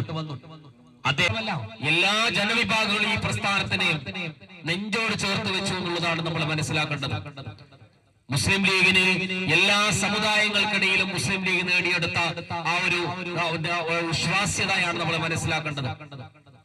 ഒന്നാമത്തെ പൊതു തെരഞ്ഞെടുപ്പ് നടന്ന സമയത്ത് 1951 ഒന്നാം പൊതു തെരഞ്ഞെടുപ്പ് നടന്ന സമയത്ത് പോലും മുസ്ലിം ലീഗിന്റെ മെമ്പർമാർ ഇന്ത്യയുടെ പാർലമെന്റിലെ മിനിറ്റ്സ് ബുക്കിൽ ഒപ്പിട്ടിരുന്നു എന്നുള്ളതാണ് ചരിത്രം. ഇന്ന് 2025 ആകുമ്പോഴും മുസ്ലിം ലീഗിന്റെ MP-മാർ പാർലമെന്റിലുണ്ട്. ഇന്ത്യ ചരിത്രത്തിൽ ഇന്ത്യ സ്വതന്ത്രമായതിനു ശേഷം ഒരു പ്രാവശ്യം പോലും മുസ്ലിം ലീഗിന്റെ MP-മാരില്ലാത്ത കാലഘട്ടം ഇന്ത്യയിൽ ഉണ്ടായിട്ടില്ല. ലീഗിലല്ലാതെ മറ്റൊരു രാഷ്ട്രീയ പാർട്ടിക്ക് ഈ ഒരു നേട്ടം ഉണ്ടായിട്ടില്ല. അപ്പോ നമ്മൾ മനസ്സിലാക്കേണ്ടത് മുസ്ലിം ലീഗിന്റെ ശബ്ദം അന്ന് 2 ആളുകളുണ്ടെങ്കിൽ ഇന്ന് നമ്മൾ 5 ആളുകളുണ്ട്. പക്ഷെ വലിയ ഒരു മാർജിൻ ഞങ്ങൾ എത്തിയിട്ടില്ലെങ്കിലും നമ്മുടെ ശബ്ദം, മുസ്ലിം ലീഗിന്റെ ശബ്ദം ഇന്ത്യയിലെ ന്യൂനപക്ഷങ്ങളുടെ ശബ്ദമാണ്, ഇന്ത്യയിലെ മുസ്ലിങ്ങളുടെ ശബ്ദമാണ് എന്ന് മനസ്സിലാക്കാൻ രാജ്യം ഭരിക്കുന്ന ഭരണാധികാരികൾക്ക് അന്നും സാധിച്ചിട്ടുണ്ട്, ഇന്നും സാധിച്ചു എന്നുള്ളതാണ് നമ്മൾ മനസ്സിലാക്കേണ്ടത്. നമുക്കറിയാമല്ലോ, ഇന്ന് പാർലമെന്റില് ഇടക്കിടക്ക് വലിയ പ്രസംഗം നടത്തുന്ന അസദുദ്ദീൻ ഒവൈസിയെ നമുക്ക് എല്ലാവർക്കും അറിയാം. അദ്ദേഹത്തിന്റെ ഒരു പാർട്ടിയുണ്ട്, ഹൈദരാബാദ് കേന്ദ്രീകരിച്ച് കൊടുക്കുന്ന ഒരു പാർട്ടി, IMA എന്ന് പറയുന്ന ഇത്തിഹാദുൽ മുസ്ലിമീൻ എന്ന് പറയുന്ന ഒരു പാർട്ടിയുണ്ട്. ആ പാർട്ടിക്ക് 8 MLA-മാരും ഒരു MP എന്ന് പറയുന്ന അസദുദ്ദീൻ ഒവൈസിയാണ്. ബാക്കി 7-8 MLA-മാർ അങ്ങനെ മാത്രമാണ്. ആ പാർട്ടി നേതാവാണ് അസദുദ്ദീൻ ഒവൈസി. അദ്ദേഹത്തിന്റെ പിതാവ് സലാഹുദ്ദീൻ ഒവൈസിയാണ് അത് സ്ഥാപിച്ചത്. ഹൈദരാബാദ് എന്ന് പറയുന്നത് പഴയ നൈസാമാരുടെ ആ ഒരു പാരമ്പര്യമുള്ള നാടാണ്. അവിടെയാണ് ഈ പ്രസ്ഥാനം അവിടെ രൂപീകരിച്ച സമയത്ത് കേരളക്കരയിൽ നിന്നുള്ള മുസ്ലിം ലീഗിന്റെ ഒരു ടീം അവര് ഇന്ത്യയുടെ പല ഭാഗത്ത് സഞ്ചരിക്കാൻ പോയപ്പോ സമയത്ത് അദ്ദേഹത്തെ കാണാൻ വേണ്ടി കുറെ കാലമൊന്നുമല്ല, മുസ്ലിം ലീഗിന് കഴിഞ്ഞ 20 MLA-മാരുള്ള ഒരു കാലഘട്ടം ഉണ്ടായിരുന്നു. ഉമ്മൻചാണ്ടി മുഖ്യമന്ത്രിയായിരുന്ന ഒരു കാലഘട്ടത്തിൽ 20 MLA-മാർ ലീഗിനുണ്ടായിരുന്നു. ഇപ്പൊ 15 MLA-മാർ നമുക്കുള്ളത്. ആ സമയത്ത് മുസ്ലിം ലീഗിന്റെ ഒരു ടീം ഇന്ത്യയുടെ പല സംസ്ഥാനങ്ങളും സഞ്ചരിക്കാൻ വേണ്ടി പോയപ്പോ ഈ അസദുദ്ദീൻ ഒവൈസിയെ കാണാൻ വേണ്ടിയുള്ള ഒരു അപ്പോയിന്റ്മെന്റ് എടുത്തു. അദ്ദേഹത്തിന് ഹൈദരാബാദിലെ അവിടെ ദാറുസലാം എന്ന് പറയുന്ന അദ്ദേഹത്തിന്റെ ഒരു ആസ്ഥാന മന്ദിരമുണ്ട്. ആ ആസ്ഥാന മന്ദിരത്തിനകത്ത് ഇരുന്നു കൊണ്ട് അവിടെയാണ് ആളുകളൊക്കെ അദ്ദേഹം സ്വീകരിക്കാറ്. അങ്ങനെ കേരളത്തിലെ മുസ്ലിം ലീഗിന്റെ ഒരു പ്രതിനിധികൾ വന്നിട്ടുണ്ട് നിങ്ങൾക്ക് കാണാൻ വേണ്ടി പറഞ്ഞപ്പോൾ അദ്ദേഹം അതിനുള്ള അനുമതി കൊടുത്തു. അങ്ങനെ അദ്ദേഹത്തോട് സംസാരിക്കുന്ന സമയത്ത് അദ്ദേഹം ചോദിച്ചൊരു ചോദ്യമുണ്ട്, കേരളത്തിൽ എങ്ങനെയാണ് നിങ്ങൾക്ക് മുസ്ലിം ലീഗിന് 20 MLA-മാരുണ്ടാക്കാൻ സാധിച്ചത്? അദ്ദേഹം പറഞ്ഞത്, എന്റെ പാർട്ടി എന്ന് പറയുക IMA എന്ന് പറയുന്ന ഒരു പാർട്ടി എന്ന് പറയുന്നത് ഈ ഹൈദരാബാദ് ഈ ടൗൺഷിപ്പുമായി ബന്ധപ്പെട്ട് കിടക്കുന്ന ചില കോൺസൻസികൾ, ചില മണ്ഡലങ്ങൾ കേന്ദ്രീകരിച്ചുകൊണ്ട് മാത്രമാണ് ഈ പാർട്ടി പ്രവർത്തിക്കുന്നത്. ആന്ധ്രാപ്രദേശിൽ ഈ പറയുന്ന പല ഭാഗങ്ങളിലും മുസ്ലിങ്ങൾ വലിയ തോതിൽ തിങ്ങി പാർക്കുന്ന പ്രദേശങ്ങളുണ്ട്. പക്ഷെ അവിടെയൊന്നും നമുക്ക് തേടിയെടുക്കാൻ ഇനി എന്ത് ശ്രമിച്ചാലും എനിക്ക് ഈ പറയുന്ന 7-8 MLA-മാരുടെ അപ്പുറം അല്ലെ ഒരു MP എന്നതിനപ്പുറം ഒരു നേട്ടം ഉണ്ടാക്കാൻ എനിക്ക് കഴിയില്ല എന്നാണ് അദ്ദേഹം അവരോട് പറയുന്നത്. എങ്ങനെയാണ് ലീഗ് ഈ ഒരു നേട്ടം ഉണ്ടാക്കിയെടുക്കാൻ സാധിച്ചതെന്ന് പറയുന്നു. അങ്ങനെ കാര്യങ്ങളൊക്കെ ഇവിടെ അവതരിപ്പിച്ച് അദ്ദേഹം അവസാനമായി പറഞ്ഞു വെക്കുന്ന ഒരു വാക്കുണ്ട്. അദ്ദേഹത്തിന്റെ പിതാവ് സലാഹുദ്ദീൻ ഒവൈസി ജീവിച്ചിരുന്ന കാലത്ത് ഈ അസദുദ്ദീൻ ഒവൈസി രാഷ്ട്രീയത്തിൽ ഉണ്ടായിരുന്നില്ല എന്നുള്ളതാണ്. അദ്ദേഹം പറഞ്ഞത്, എന്റെ പിതാവ് അവസാന ശ്വാസം വലിക്കുന്ന സമയത്ത് ഹോസ്പിറ്റലിൽ കിടക്കുന്ന സമയത്ത് എന്നോട് പറഞ്ഞൊരു കാര്യമുണ്ട്, നീ രാഷ്ട്രീയത്തിൽ ഇറങ്ങാൻ ഉദ്ദേശിക്കുന്നുവെങ്കിൽ മഹമ്മൂദ് ഗുലാം ബനാത്വാല സാഹിബിന്റെ രാഷ്ട്രീയ നിലപാടുകളുമായി അദ്ദേഹവുമായി പഠിച്ചുകൊണ്ട് രാഷ്ട്രീയത്തിൽ ഇറങ്ങുന്നതാണ് എനിക്ക് ഏറ്റവും നല്ലത് എന്ന് പറഞ്ഞിരുന്നു എന്നുള്ളതാണ്. മുഹമ്മദ് ഗുലാം ബനാത്വാല സാഹിബ് ഇന്ത്യൻ യൂണിയൻ മുസ്ലിം ലീഗിന്റെ പ്രസിഡന്റായിരുന്നു. അതുപോലെ ദീർഘകാലം പാർലമെന്ററിയനാണ്. ഏറ്റവും വലിയ പാർലമെന്ററിമാരിൽ പെടുന്ന ഒരാളാണ് ബനാത്വാല സാഹിബ്. അപ്പൊ അദ്ദേഹം പറഞ്ഞത്, ലീഗിന്റെ ആ ഒരു നിലപാടിനെ ശരിവെക്കുന്ന രീതിയിലുള്ള ആ ഒരു നിലപാടായിരുന്നു അന്ന് സ്വീകരിച്ചു എന്നുള്ളത് നമ്മൾ മനസ്സിലാക്കുമ്പോൾ മുസ്ലിം ലീഗ് എങ്ങനെയാണ് ഈ ഒരു നേട്ടം ഉണ്ടാക്കിയെടുക്കാൻ സാധിച്ചത്? നമ്മളൊന്ന് ആലോചിച്ചു നോക്ക്. നമുക്ക് കാസർഗോഡ് മഞ്ചേശ്വരത്ത് 2 MLA-മാരുണ്ട്. ഈ കാസർഗോഡും മഞ്ചേശ്വരത്തും നമുക്ക് കിട്ടിയ MLA-മാർ കേവലം മുസ്ലിങ്ങളുടെ വോട്ട് കൊണ്ട് മാത്രമാണ് വിജയിച്ചത്. ഒരിക്കലും പറയാൻ കഴിയില്ല നമുക്ക്. മഞ്ചേശ്വരത്തെയും കാസർഗോട്ടെയും എല്ലാ മതവിശ്വാസികളും, ഹൈന്ദവനും ക്രൈസ്തവനും മതമുള്ളവനും മതമില്ലാത്തവനും എല്ലാ ആളുകളും ലീഗിന് വോട്ട് ചെയ്യുന്നു എന്നുള്ളതാണ്. അതുപോലെ തന്നെ മറ്റു ജില്ലകളിലും അവർക്കുള്ള ഒരു വിശ്വാസ്യത. കാരണം അവർക്കറിയാം മുസ്ലിം ലീഗ് എന്ന് പറയുന്ന രാഷ്ട്രീയ പ്രസ്ഥാനം ഒരിക്കലും വർഗീയത പ്രചരിപ്പിക്കാൻ വേണ്ടിയുള്ള പ്രവർത്തികൾ ഇന്നുവരെ ലീഗ് ചെയ്തിട്ടില്ല എന്നുള്ളതാണ്. UC രാമന് മുസ്ലിം ലീഗിന്റെ MLA ആയത്, UC രാമൻ മുസ്ലിം ലീഗിന്റെ ടിക്കറ്റിൽ MLA ആയത് എങ്ങനെയാണ്? അദ്ദേഹം മുസ്ലിം ആയത് കൊണ്ടാണോ? അതല്ല. അതുപോലെ AP ഉണ്ണികൃഷ്ണൻ മലപ്പുറം ജില്ലാ പഞ്ചായത്തിന്റെ പ്രസിഡന്റ് പദവിയിൽ എത്തിയത് എങ്ങനെയാണ്? അപ്പോ ഇതര സമുദായങ്ങളിലെ പിന്നോക്ക ജനവിഭാഗങ്ങൾ പോലും ലീഗ് രാഷ്ട്രീയ പാർട്ടിയിൽ വലിയ വിശ്വാസ്യത നൽകിയത് കൊണ്ടാണ് നമുക്ക് ഈ ഒരു നേട്ടം ഉണ്ടാക്കാൻ സാധിച്ചത്. കേരളക്കരയിൽ ഒരുപാട് വിദ്യാഭ്യാസ സ്ഥാപനങ്ങൾ കൊണ്ടുവന്നു, ഒരുപാട് കോളേജുകൾ ഉണ്ടാക്കിയെടുക്കാൻ സാധിച്ചു. നമുക്ക് ഒരു സ്കൂൾ പോലും ഇല്ലാത്ത ഒരു കാലഘട്ടം ഉണ്ടായിരുന്നു. ഒരു സ്കൂൾ കോളേജുകൾ പോലും ഇല്ലാത്ത, അക്ഷരാഭ്യാസങ്ങൾ നേടാൻ പറ്റുന്ന സംവിധാനങ്ങൾ ഇല്ലാത്ത ഒരു കാലഘട്ടം നമുക്ക് ഈ സമുദായത്തിലുണ്ടായിരുന്നു. കേരളത്തിലെ മുസ്ലിം സമുദായം സ്കൂൾ വിദ്യാഭ്യാസത്തിനോട് മുഖം തിരിഞ്ഞിരുന്ന സമുദായം. സ്ത്രീകളെ സ്കൂളുകളിലേക്ക് പെൺകുട്ടികൾ പോകാൻ പറ്റാത്തൊരു കാലഘട്ടം. ആ കാലഘട്ടത്തിൽ നിന്നും ഇന്ന് എത്രയോ മടങ്ങ് ഉയർന്നതിലേക്ക് നമുക്ക് എത്തിക്കാനാവും സാധിച്ചു എന്നുള്ളതാണ്. മുസ്ലിം ലീഗ് എന്ന് പറയുന്ന രാഷ്ട്രീയ പ്രസ്ഥാനത്തിന്റെ പിൻബലത്തോടു കൂടിയാണ് കേരളത്തിലെ 16ഓളം വരുന്ന യൂണിവേഴ്സിറ്റി എടുത്തു നോക്കിയാൽ അതിൽ 14ഓളം വരുന്ന യൂണിവേഴ്സിറ്റികളും മുസ്ലിം ലീഗിന്റെ മന്ത്രിമാരുടെ കാലഘട്ടങ്ങളിലായിരുന്നു നമുക്ക് നേടിയെടുക്കാൻ സാധിച്ചത്. അതേപോലെ തന്നെ നമുക്കറിയാം കേരളത്തിലെ മറ്റു വികസന പ്രവർത്തനം നമ്മൾ എടുത്തു നോക്കുകയാണെങ്കിൽ, അതുപോലെ സ്കൂളുകൾ നമ്മൾ എടുത്തു നോക്കുകയാണെങ്കിൽ എത്രയോ സ്കൂളുകൾ മുസ്ലിം ലീഗിന്റെ കാലഘട്ടങ്ങൾ നേടിയെടുക്കാൻ സാധിച്ചു. മഹാനായ CH മുഹമ്മദ് കോയ സാഹിബ് മുസ്ലിം ലീഗിന്റെ വിദ്യാഭ്യാസ മന്ത്രിയും മുഖ്യമന്ത്രിയും ഒക്കെ കാലഘട്ടങ്ങളിൽ CH ഒരുപാട് പ്രസംഗങ്ങൾ നടത്താൻ വേണ്ടി ഒരുപാട് നാടുകളിൽ പോകും. ലീഗിന്റെ സമ്മേളനങ്ങളിലേക്ക്, ആ സമ്മേളനത്തിലേക്ക് പോകുമ്പോൾ അവിടെ നാട്ടിലെ ഏതെങ്കിലും അവിടുത്തെ ലീഗിൻ നേതാക്കന്മാരെ വീട്ടിൽ ഭക്ഷണം കഴിക്കാൻ വേണ്ടി പോകും. ആ പോകുന്ന സമയത്ത് പുറത്തിറങ്ങുമ്പോൾ ചിലപ്പോ കാണുന്നത് വിശാലമായ സ്ഥലങ്ങളായിരിക്കാം. മറിച്ചു നോക്കുമ്പോ, തിരിഞ്ഞു നോക്കുമ്പോ വലിയ പനത്തോട്ടങ്ങൾ കാണും. ആ സമയത്ത് CH പറയും, അവിടുത്തെ നേതാക്കന്മാരോട് പറയും, നിങ്ങൾ ഈ കാണുന്ന സ്ഥലത്തിന്റെ കുറച്ച് സ്ഥലവും ഇതിലുള്ള പനത്തോട്ടങ്ങളിലുള്ള കുറച്ച് പനയോലകളും തന്നാൽ നിങ്ങൾക്ക് കുറച്ച് സ്കൂളുകൾ ഞങ്ങൾ അനുവദിച്ചു തരാം എന്ന് പറഞ്ഞപ്പോഴാണ്, അങ്ങനെയാണ് ഒരുപാട് സ്കൂളുകൾ വന്നത്. ഒരുപാട് മാപ്പിള LP സ്കൂളുകൾ എന്നൊക്കെ നമുക്ക് പല സ്ഥലത്തും കാണാൻ സാധിക്കും. അത് പഴയ CHന്റെ കാലഘട്ടത്തിൽ വന്നതാണ്. എങ്ങനെയാണ് അങ്ങനെ വന്നത്?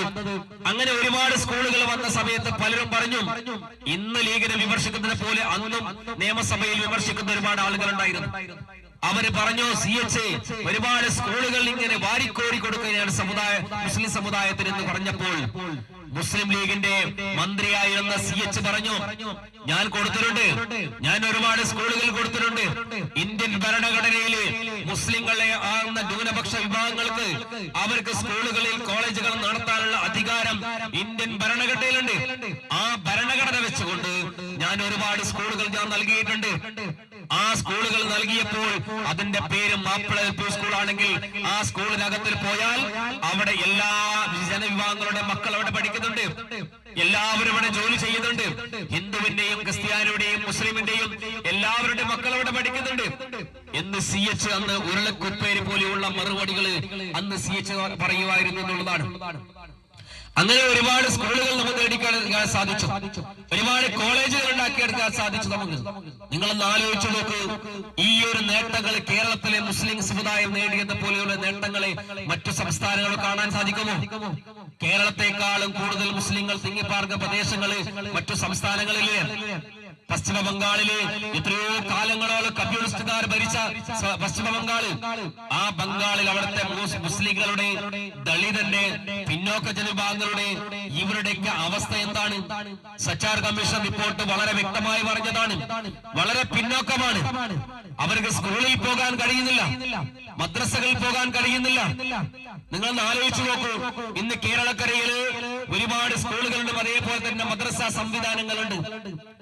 10,000-കണക്കിന് മദ്രസകള് സമസ്ത കേരള ജമിയത്തുൽ ഉലമയുടെ കീഴിൽ പ്രവർത്തിക്കുന്നുണ്ട്. അതേപോലെ തന്നെ മറ്റു സുന്നി വിഭാഗങ്ങളുടെ കീഴിൽ പ്രവർത്തിക്കുന്നുണ്ട്, മുജാഹിദ് വിഭാഗങ്ങളുടെ കീഴിൽ പ്രവർത്തിക്കുന്നുണ്ട്. അങ്ങനെ ഒരുപാട് സ്കൂൾ മദ്രസ സംവിധാനങ്ങൾ പ്രവർത്തിക്കുന്നില്ലേ? ആരാണ് ഈ ഒരു സംവിധാനങ്ങൾ കൊണ്ടുവന്നത്?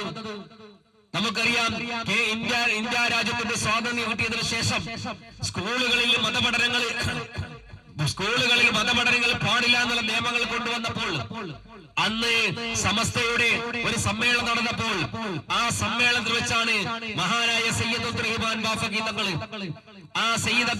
ബാഫഖി തങ്ങൾ പറയുന്നു, നമ്മുടെ മതപഠനങ്ങൾ സ്കൂളുകളിൽ അസ്തമിക്കാൻ പോവുകയാണ്. ഇനി നമ്മുടെ കുട്ടികൾക്ക് പഠനം നൽകണമെങ്കിൽ ഒരു സംവിധാനം കണ്ടേ മതിയാകും. അങ്ങനെയാണ് സമസ്ത കേരള ജമിയത്തുൽ ഉലമ, സമസ്ത കേരള ഇസ്ലാമത വിദ്യാഭ്യാസ ബോർഡ് എന്ന് പറയുന്ന ഒരു വിദ്യാഭ്യാസ ഏജൻസിക്ക് രൂപം നൽകുന്നത്. അങ്ങനെ ആ മദ്രസ സംവിധാനങ്ങൾ വന്നു. അതിന് ഭൗതികപരമായ സാഹചര്യങ്ങൾ ഓരോ മഹല്ലത്തുകളിൽ നമ്മൾ ഉണ്ടാക്കി കൊടുത്തു. ഓരോ മഹല്ലത്തുകൾ നമ്മൾ എടുത്തു നോക്കിയാലും മുസ്ലിം ലീഗിന്റെ നേതാക്കന്മാര് ആ മദ്രസ സംവിധാനങ്ങൾ സൗകര്യം കൊടുത്തു. എന്തെങ്കിലും ഒരു ചെറിയ പൈസ പോലും സർക്കാർ നമുക്ക് കിട്ടുന്നുണ്ടോ? എത്ര മദ്രസ മൗലവികൾ അവിടെ നമ്മുടെ മഹല്ലത്തുകളിൽ ജോലി ചെയ്യുന്നുണ്ട്. അവർക്ക് ശമ്പളം കൊടുക്കുന്ന ആരാണ്? നമ്മുടെ നാട്ടിലെ മഹല്ല് സംവിധാനങ്ങളാണ്. മഹല്ല് കമ്മിറ്റികൾ ഭൗതിക സാഹചര്യം ഉണ്ടാക്കി. സ്കൂളുകളെ പോലെ തന്നെ സ്മാർട്ട് ക്ലാസ് റൂം സംവിധാനങ്ങൾ വന്നു. ശാസ്ത്രീയമായ വിദ്യാഭ്യാസ സംവിധാനങ്ങൾ മദ്രസ കേന്ദ്രീകരിച്ചു കൊണ്ടുവന്നു. ഇതെല്ലാം ഉണ്ടാക്കി കൊടുത്തത് മുസ്ലിം ലീഗിന്റെ ഭരണ കാലഘട്ടങ്ങളിലാണ്. മുസ്ലിം ലീഗ് ഇല്ലാത്ത സംസ്ഥാനങ്ങൾ നോക്കിയാൽ നമുക്ക് കാണാൻ കഴിയില്ല. ബംഗാളിലെ നമുക്കറിയാം, സച്ചാർ കമ്മീഷൻ റിപ്പോർട്ടിൽ പറയുന്നത് 65% കുട്ടി ജോലിക്കാര് ബംഗാളിലെ മുർഷിദാബാദ് എന്ന് പറയുന്ന മുസ്ലിം ഭൂരിപക്ഷമുള്ള ജില്ലയിൽ ഉണ്ട് എന്നുള്ളതാണ് പറയുന്നത്. എന്താ കുട്ടി ജോലിക്കാര്? നമ്മളൊന്ന് ആലോചിച്ചു നോക്കൂ. നമ്മുടെ മക്കൾക്ക് 5 വയസ്സായാൽ നമ്മൾ നമ്മുടെ മദ്രസയിൽ കൊണ്ടുപോയി ചേർക്കും. 6 വയസ്സായാൽ സ്കൂളിൽ കൊണ്ടുപോയി ചേർക്കും. അതാണ് കേരളത്തിന്റെ സ്ഥിതിഗതി എന്ന് പറയുന്നത്. ബംഗാളിൽ അങ്ങനെയല്ല. അവിടെ പോയാൽ 5 വയസ്സ് 6 വയസ്സാകുമ്പോൾ ഏതെങ്കിലും ജന്മിയുടെ പാടത്തേക്ക് ഈ കുട്ടികളെ കൊണ്ടുപോയി ജോലി ചെയ്യിപ്പിക്കാൻ വേണ്ടി അവർ ഏൽപ്പിക്കുന്ന ചെറിയ കുഞ്ഞുങ്ങളെ കൊണ്ടുപോയി. അതാണ് സച്ചാർ കമ്മീഷൻ റിപ്പോർട്ടിൽ വ്യക്തമായി സൂചിപ്പിച്ച കാര്യമാണ്. ഈ സംവിധാനം എന്തുകൊണ്ട് അവിടെയൊക്കെ ഉണ്ടായി? കേരളത്തെ പോലെയുള്ള ഒരു നേതൃപരമായ സംവിധാനം ഉണ്ടായില്ല. അവിടെ ഒരുപാട് ആളുകളുണ്ട്, ഒരുപാട് സംവിധാനം ഉണ്ടായിരുന്നു. മുസ്ലിങ്ങളെ കൊണ്ട് ദാറുൽ ഉലൂം എന്ന് പറയുന്ന ഇന്ത്യയിലെ ഏറ്റവും വലിയ മതപണ്ഡിത സഭ ഉണ്ടായത് ലക്നൌവിലെ UP-യിലാണ്. ആ UP-യിൽ പോലും ഇല്ലാത്ത സംവിധാനമില്ല, പഠിക്കാനുള്ള സംവിധാനങ്ങളില്ല അവിടുത്തെ ആളുകൾ. നിങ്ങൾ ആലോചിച്ച് നോക്കൂ. ഇനിയിപ്പോ കുറച്ച് കഴിയുമ്പോ, ഇത് നവംബർ ജനുവരി മാസമാണ്, ഇനി ഫെബ്രുവരി അങ്ങോട്ട് മാസം നല്ല ചൂടുണ്ടാവും. ആ ചൂടുള്ള സമയത്ത് നമ്മൾ വാഹനങ്ങളുടെ സഞ്ചരിച്ചു പോകുമ്പോൾ നമ്മുടെ റോഡരികിൽ ചില സഹോദരങ്ങള് നാരങ്ങ കൊണ്ടുവന്ന് നാരങ്ങയുടെ നീരെടുത്തുകൊണ്ട് വിൽപ്പന നടത്തുന്ന ഒരുപാട് സഹോദരങ്ങൾ കാണാൻ പറ്റും നമുക്ക്. നിങ്ങളെന്ന് അവരുടെ പേരുകൾ ചോദിച്ചു നോക്കൂ. അവർ പറയും, എന്റെ പേര് മുഹമ്മദ് അമീൻ എന്നോ. ഹിന്ദി അറിയുന്ന ആളുകൾ ഹിന്ദിയിൽ ചോദിച്ചാൽ അവർ പറയും മുഹമ്മദ് അമീൻ എന്നോ, അല്ലെങ്കിൽ മുഹമ്മദ് റിസ്വാൻ എന്നോ, അങ്ങനെയുള്ള പേര് പറയും. അവർ നിങ്ങളുടെ നാട് ഏത് ചോദിച്ചാൽ അവർ പറയും ഞങ്ങൾ UP-ക്കാരാണെന്ന് പറയും, ഞങ്ങൾ ബംഗാളികാരാണെന്ന് പറയും. നിങ്ങൾ അവരെ ചോദിച്ചാൽ മതി നിങ്ങൾ മദ്രസയിൽ പോയിട്ടുണ്ടോ എന്ന് ചോദിച്ചാൽ പറയും മദ്രസ എന്താണ് ഞങ്ങൾക്ക് അറിയില്ല എന്ന് പറയും. സ്കൂളിൽ പോയി ചോദിച്ചാൽ 1 or 2 ക്ലാസ് പഠിച്ചു എന്ന് പറയും. ഇതല്ലാതെ മറ്റൊന്നും പറയാൻ അവർക്ക് കഴിയില്ല. അവരിവിടെ ദുബായിൽ പോകുന്നത് പോലെയാണ് ഇവിടെ വന്ന് ജോലി ചെയ്യുന്നത്. നിങ്ങളൊന്ന് ആലോചിച്ചു കേരളത്തിന്റെ അവസ്ഥയോ? ഇന്ന് നമ്മുടെ കുട്ടികൾ എത്രയോ വലിയ നേട്ടങ്ങൾ കൈവരിച്ചില്ലേ? എത്രയോ LLB കഴിഞ്ഞ വക്കീലന്മാരായ എത്ര ചെറുപ്പക്കാർ, എത്ര കുട്ടികളെയാണ് നമുക്ക് കാണാൻ കഴിയുന്നത്. എത്ര ഡോക്ടർമാരെ നമുക്ക് സാണിയെടുക്കാൻ പറ്റും. എത്ര നമ്മളൊരു മഹല്ലുകൾ കേന്ദ്രീകരിച്ച് നമ്മൾ നോക്കുകയാണെങ്കിൽ എത്രയോ ഡോക്ടർമാരെ. എന്റെ തൊട്ടടുത്ത മഹല്ലായ തെക്കിൽ മഹല്ലില് അവിടെ ഏകദേശം 12ഓളം വരുന്ന ഡോക്ടർമാർ ഇവിടെ പഠിച്ചിറങ്ങിയിട്ടുണ്ട്. ഇപ്പോ അതിനേക്കാൾ കൂടുതലായിട്ടുണ്ട്. നിങ്ങൾ ആലോചിച്ച്, ഒരു ഡോക്ടർമാരില്ലാത്തൊരു കാലഘട്ടം ഉണ്ടായിരുന്നു. ചെമ്മനാട് മഹല്ലിൽ നിങ്ങൾ നോക്കിയാൽ അവിടെ ഏകദേശം 35ഓളം വരുന്ന ഡോക്ടർമാർ ഒരു മഹല്ലത്തിനകത്തുണ്ട്. എങ്ങനെയാണ് ഈ ഒരു നേട്ടം ഉണ്ടാക്കിയെടുക്കാൻ സാധിച്ചത്? എത്ര വക്കീലന്മാർ നമ്മുടെ ഈ മുളിയാർ പഞ്ചായത്തിലുണ്ടാവും. LLB കഴിഞ്ഞ ആളുകൾ നമുക്ക് കാണാൻ വേണ്ടി സാധിക്കും. ഡോക്ടറേറ്റ് നേടിയ ആളുകൾ ഈ മുളിയാർ പഞ്ചായത്തിലുണ്ട്.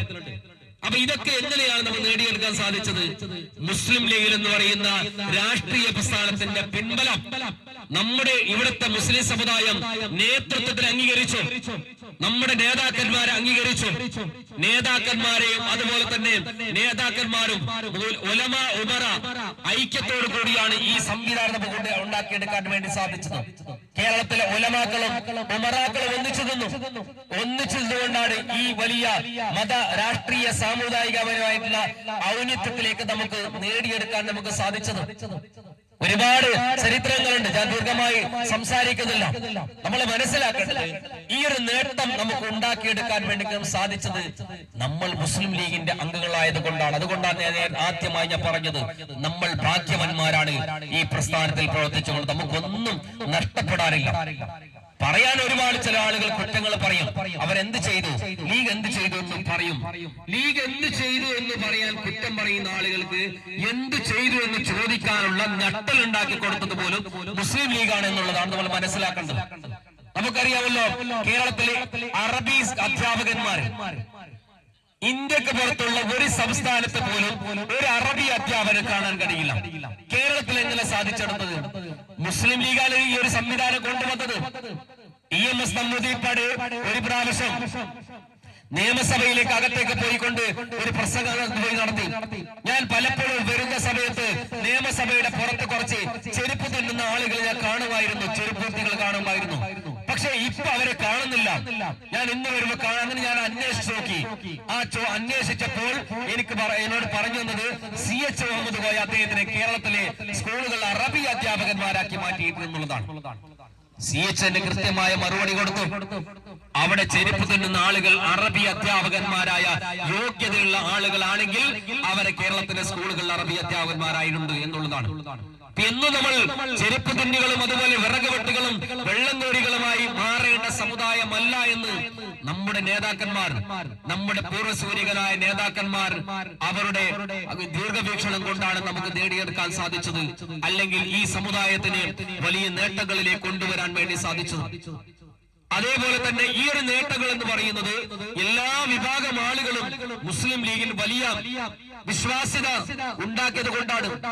നമുക്ക് നേരത്തെ സൂചിപ്പിച്ചല്ലോ, UC രാമൻ MLA ആയി, AP ഉണ്ണീഷ പഞ്ചായത്ത് പ്രസിഡന്റായി, മുസ്ലിം ലീഗിന്റെ മന്ത്രിമാരുണ്ടാകുന്ന സമയത്ത് നമുക്കറിയാമല്ലോ, ഇപ്പോ അയ്യപ്പ ഭക്തന്മാര് ശബരിമലയിലേക്ക് പോകുന്നുണ്ട്. നമ്മുടെ സഹോദര സമുദായങ്ങളുടെ സഹോദരങ്ങൾ പോകുന്നുണ്ട്. അയ്യപ്പ ഭക്തന്മാർക്ക് പോകുന്ന ശബരിമലയിലേക്കുള്ള റോഡ് നന്നാക്കാൻ വേണ്ടി അന്ന് മുഹമ്മദ് അലി ശിഹാബ് തങ്ങൾ മുസ്ലിം ലീഗിന്റെ പ്രസിഡന്റ് ആയിരുന്ന കാലത്ത്, ഡോക്ടർ മുനീർ സാഹിബ് മന്ത്രിയായിരുന്ന കാലത്ത് മുനീർ സാഹിബിന് മുഹമ്മദ് അലി ശിഹാബ് തങ്ങൾ പാണക്കാട്ടേക്ക് വിളിക്കുകയാണ്. മുനീർ സാഹിബ് വിളിച്ചെന്തോ പ്രധാന എന്തെങ്കിലും കാര്യങ്ങൾ, പാർട്ടിയുമായി ബന്ധപ്പെട്ട കാര്യങ്ങളാണോ എന്തെങ്കിലും പറയാനായിരിക്കുന്നുള്ളതാണ്. മഹാനായ മുഹമ്മദ് അലി ശിഹാബ് തങ്ങൾ പറഞ്ഞു, നമ്മുടെ സഹോദര സമുദായങ്ങള് അവരുടെ തീർത്ഥാടന കേന്ദ്രമായി പോകുന്ന തീർത്ഥാടന കേന്ദ്രമായ ശബരിമലയിലേക്കുള്ള ആ റോഡ് നിങ്ങളുടെ ആദ്യത്തെ ക്യാബിനറ്റിൽ അതിനെ പാസ്സാക്കി എടുക്കണം എന്ന് പറഞ്ഞു. മുനീർ സാഹിബിനോട് ശിഹാബ് തങ്ങൾ വിളിച്ചു പറഞ്ഞു. നിങ്ങളൊന്ന് ആലോചിച്ചു നോക്ക്. അതേപോലെ തന്നെ പമ്പാദേവനെ കാണാൻ വേണ്ടി പോകുന്ന ആളുകൾക്ക് കുറ്റിപ്പുറം പാലത്തിന് ശേഷമുള്ള പാലത്തിന് ശേഷം അവിടെ ഒരുപാട് അവിടെ ആ പാലത്തിന് അപ്പുറം ഒരുപാട് അയ്യപ്പ ഭക്തന്മാർ അവിടെ വിശ്രമിക്കാനിരിക്കാറുണ്ട്. അവർക്ക് ഇരിക്കാനുള്ള ഒരു നല്ല സൗകര്യങ്ങൾ അവിടെ അവർക്ക് വേണ്ടുള്ള ഒരു പുലിമുട്ടുണ്ടാക്കി കൊടുത്തുകൊണ്ട് അവർക്ക് വേണ്ടി പമ്പാദേവനെ കാണാൻ പോകുന്ന ഈ അയ്യപ്പ ഭക്തന്മാർക്കുള്ള സൗകര്യങ്ങൾ ചെയ്തു കൊടുക്കണം എന്ന് പറഞ്ഞതും മഹാനായ പാണക്കാട് സയ്യിദ് മുഹമ്മദ് അലി ശിഹാബ് തങ്ങളാണ്. അപ്പൊ നിങ്ങൾ ഇന്ന് ആലോചിച്ച് നോക്കണം, ഇതെല്ലാം ഈ സമുദായത്തിന് മുസ്ലിം ലീഗ് നേടിക്കൊടുക്കുന്ന, മുസ്ലിം ലീഗ് ബൈത്തുർ റഹ്മകൾ കൊടുക്കാറുണ്ട്, CH സെന്ററിന്റെ സഹായങ്ങൾ ചെയ്യാറുണ്ട്. അത് കേവലം മുസ്ലിങ്ങളെ മാത്രം കേട്ടുകൊണ്ടല്ല, എല്ലാ സമുദായങ്ങൾക്കും അതിനുള്ള സൗകര്യങ്ങൾ, അതിനുള്ള സഹായങ്ങൾ ചെയ്തു കൊടുക്കുന്നു. ആ ഒരു നേട്ടമാണ് നമുക്ക് നേടിയെടുക്കാൻ വേണ്ടി സാധിച്ചെന്നുള്ളതാണ് നമ്മൾ മനസ്സിലാക്കേണ്ടത്. അതുകൊണ്ട് തന്നെ മുസ്ലിം ലീഗ് എന്ന് പറയുന്ന രാഷ്ട്രീയ പ്രസ്ഥാനം അത് എന്നെന്നും നമ്മൾ നിലനിൽക്കേണ്ടതാണ്. നമ്മുടെ നേതാക്കന്മാരെ സ്ഥാപിച്ചപ്പോൾ ഇത്രകാലം 7 പതിറ്റാണ്ടുകൾ കഴിഞ്ഞു, 7.5 പതിറ്റാണ്ടുകൾ കഴിഞ്ഞു. ഈ 7.5 പതിറ്റാണ്ടുകൾ കഴിയുമ്പോഴും ഈ ഹരിത പതാക വലിയ ശക്തമായ വേരോട്ടത്തോടു കൂടി മുന്നോട്ട് പോവുകയാണ് ചെയ്യുന്നത്. ഒരിക്കലും ഈ പ്രസ്ഥാനത്തിനെ തകർക്കാൻ ആർക്കും കഴിയില്ല എന്നുള്ളതാണ്. ഈ പാർട്ടിയെ തകർക്കാൻ വേണ്ടി ഈ സമുദായത്തിനകത്തുന്ന ഇതിനേക്കാൾ വലിയ കൊലക്കമ്പന്മാരുടെ കാലത്തായിരുന്നു മഹാനായ ഖായിദുമില്ലത്ത് ഈ പ്രസ്ഥാനത്തിനെ നെഞ്ചോട് ചേർത്ത് വെച്ചുകൊണ്ട് ഈ ഹരിത പതാക ഉയർത്തിപ്പിടിച്ചുകൊണ്ട് മുന്നോട്ട് പോയത്. അതുകൊണ്ട് തന്നെ ഈ പാർട്ടിയുമായി, ഈ പാർട്ടിയിൽ നിന്ന് നേടിയ ആളുകൾ ഈ പാർട്ടിയിൽ നിന്ന് പുറത്തു പോയിട്ട് ഈ പാർട്ടിയെ പല നിലക്കും ദ്രോഹിച്ചവരുണ്ട്. പക്ഷെ അവർക്ക് സംസാരിക്കാനും ഈ പാർട്ടിയെ വിമർശിക്കാനും ഈ പാർട്ടിക്കെതിരെ ശബ്ദിക്കാനുള്ള ആർജവം ഉണ്ടായത് പോലും അവരാണ്. അവർക്കുള്ള ആർജം ഉണ്ടാക്കി കൊടുത്തത് മുസ്ലിം ലീഗാണ്. നിങ്ങൾ ആലോചിച്ച് നോക്ക്. സോഷ്യൽ മീഡിയയിൽ പലരും വന്നുകൊണ്ട് ലീഗ് എന്ത് ചെയ്തു എന്ന് ചോദിക്കുന്നവർക്ക് മറുപടി അത് തന്നെയാണ് നമ്മൾ കൊടുക്കേണ്ടത്. നിനക്ക് എന്ത് ചെയ്തു എന്ന് ചോദിക്കാനുള്ള ആ ഒരു ദട്ടലുണ്ടല്ലോ, അതും ലീഗാണ് ഉണ്ടാക്കിയത് എന്നുള്ളതാണ് നമ്മൾ മനസ്സിലാക്കേണ്ടത്. ഞാൻ ദീർഘമായി സംസാരിക്കുന്ന സമയം വളരെ ദീർഘിച്ചിരിക്കുകയാണ്. മുസ്ലിം ലീഗിന്റെ നമുക്കറിയാം ഇനി വരാൻ പോകുന്നത് പഞ്ചായത്ത് തെരഞ്ഞെടുപ്പാണ് വരാൻ പോകുന്നത്. ഇനി ഈ 2025 നവംബർ ഡിസംബർ മാസങ്ങളിൽ പഞ്ചായത്ത് തെരഞ്ഞെടുപ്പിൽ വരാൻ പോവുകയാണ്. നമ്മൾ കഴിഞ്ഞ 5 വർഷം നമ്മൾ നടത്തിയ വികസന പ്രവർത്തനങ്ങൾ ഈ വാർഡ് മെമ്പറിന്റെ നേതൃത്വത്തിൽ റയീസ റാഷിദിന്റെ നേതൃത്വത്തിൽ കഴിഞ്ഞ 5 വർഷങ്ങൾ ഇവിടെ നടപ്പിലാക്കിയ വികസന പ്രവർത്തനങ്ങൾ, ആ വികസന പ്രവർത്തനങ്ങളുടെ കൃത്യമായ രൂപരേഖകൾ ഉണ്ടാക്കിക്കൊണ്ട് നമ്മൾ ജനങ്ങളിലേക്ക് ഇറങ്ങണം, നമ്മൾ ആളുകളിലേക്ക് ഇറങ്ങണം, എല്ലാ വീടുകളും നമ്മൾ കയറണം. മുസ്ലിം ലീഗ് നേടിക്കൊടുത്ത നമുക്കറിയാം, അവിടെ സൂചിപ്പിച്ചു ഏറ്റവും വലിയ ഭൂരിപക്ഷത്തിൽ വിജയിച്ച പാടാണ് ഈ വാർഡ് എന്നുള്ളതാണ്. അപ്പോ ഇതിനേക്കാൾ വലിയ ഭൂരിപക്ഷത്തോടു കൂടി നമുക്ക് ഈ വാർഡ് വിജയിക്കണം. അതുപോലെ തന്നെ ഈ പഞ്ചായത്തിന്റെ ഭരണം മുസ്ലിം ലീഗിന്റെ കരകളിലേക്ക് എത്തണം. മഹാന്മാരായ ഒരുപാട് നേതാക്കന്മാർ നേതൃത്വം നൽകിയ പി ഉമ്മർച്ചയെ പോലെയുള്ള പി സുലൈമാൻ സാഹിബിനെ പോലെ, അതുപോലെ ഖാലിദ് ഇവിടെ ഇരിക്കുന്നുണ്ട്. അങ്ങനെ ഒരുപാട് ആളുകൾ നേതൃത്വം കൊടുത്ത പഞ്ചായത്ത് ഭരണം നമുക്ക് തിരിച്ചു പിടിക്കണം. അത് തിരിച്ചു പിടിക്കണമെങ്കിൽ അതിനുവേണ്ടി പ്രവർത്തിക്കാൻ മുസ്ലിം യൂത്ത് ലീഗിന്റെ MSF-ന്റെ പ്രവർത്തകന്മാർ, കർമ്മോത്സകരായ പ്രവർത്തകന്മാർ സജീവമായി രംഗത്തിറങ്ങണം.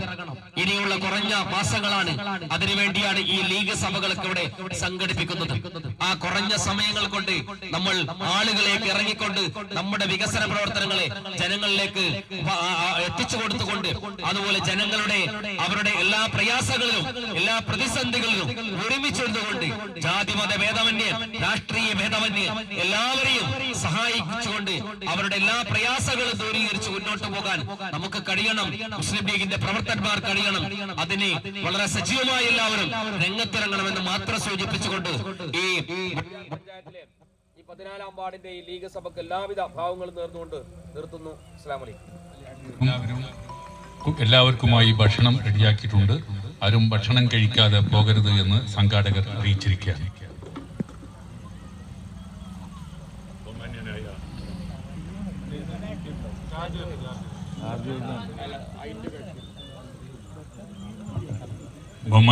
ബഹുമാന്യനായ ഈ ലീഗ് സഭ പരിപാടിയുടെ അധ്യക്ഷൻ,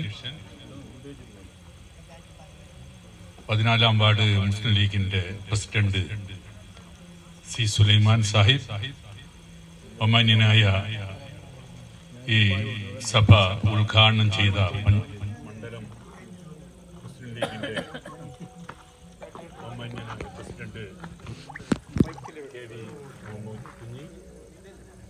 ബഹുമാന്യനായ ഇവിടെ പ്രഭാഷണം നടത്തിയ യൂത്ത് ലീഗിന്റെ ഉദുമ മണ്ഡലം പ്രസിഡന്റ് പ്രിയപ്പെട്ട റൌഫ് ബായിക്കര, ബഹുമാന്യനായ സ്റ്റേജിൽ ഉപവിഷ്ടരായ മുസ്ലിം ലീഗിന്റെയും യൂത്ത് ലീഗിന്റെയും മറ്റ് പോഷക അനുബന്ധ സംഘടനകളുടെയും നേതാക്കളെ, ബഹുമാന്യരായ ഈ പ്രദേശത്തെ മുസ്ലിം ലീഗിന്റെ ആദരണീയരായ പ്രവർത്തകന്മാരെ, വലിയ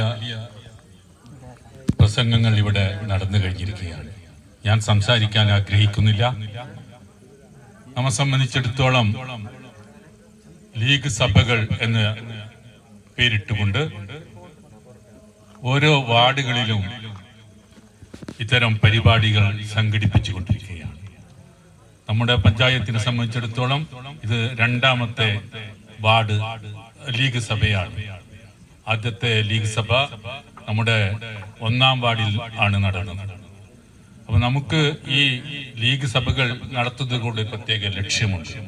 നമ്മുടെ പാർട്ടിയുടെ പരിപാടികൾ, പാർട്ടിയുടെ നയങ്ങൾ സാധാരണക്കാരായ നമ്മുടെ പൊതുജനങ്ങളെ, പ്രവർത്തകന്മാരെ അറിയിക്കുകയും നമ്മുടെ പാർട്ടിയുടെ ലക്ഷ്യങ്ങൾ വിശദീകരിക്കുകയും ചെയ്യുക എന്നതാണ് നമ്മെ സംബന്ധിച്ചിടത്തോളം ഈ പരിപാടിയുടെ ലക്ഷ്യം. നമുക്ക് ഇവിടെ നേരത്തെ നമ്മുടെ റൌഫ് ബായിക്കര വളരെ വിശദമായി കാര്യങ്ങളൊക്കെ സംസാരിച്ചു കഴിഞ്ഞിരിക്കുകയാണ്. അതുപോലെ തന്നെ ഉദ്ഘാടന പ്രസംഗത്തിൽ നമ്മുടെ എല്ലാ കാര്യങ്ങളും ബഹുമാന്യനായ ഉദ്ഘാടകൻ KV മുഹമ്മദ് കുഞ്ഞി ഇവിടെ സംസാരിക്കുകയുണ്ടായി. ഞാൻ പറയാൻ ആഗ്രഹിക്കുന്നത് റൌഫ് ബായിക്കരയെ പോലുള്ള മുസ്ലിം ലീഗിന്റെ പ്രാസംഗികന്മാർ അവർക്ക് വിഷയദാരിദ്ര്യം ഉണ്ടാകാത്തത് എന്തുകൊണ്ടാണ് എന്ന് നമ്മൾ ചിന്തിക്കണം. ഒരു കാര്യം തുടങ്ങിക്കഴിഞ്ഞാൽ വളരെ സ്പഷ്ടമായി ആ കാര്യങ്ങൾ അവതരിപ്പിച്ചുകൊണ്ട് സംസാരിക്കാൻ കഴിവുള്ള ഒരുപാട് പ്രാസംഗികന്മാർ മുസ്ലിം ലീഗിനെ സംബന്ധിച്ചിടത്തോളം ഉണ്ട്.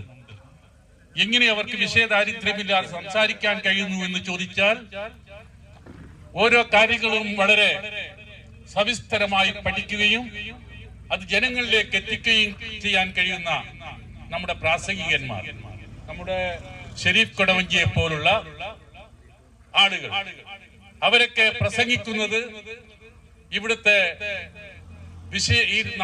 നമ്മുടെ രാജ്യത്തെ വിഷയങ്ങളാണ്, ഓരോ വിഷയങ്ങളുമാണ്, നമ്മുടെ സംസ്ഥാനത്തെ ഓരോ വിഷയങ്ങളുമാണ്.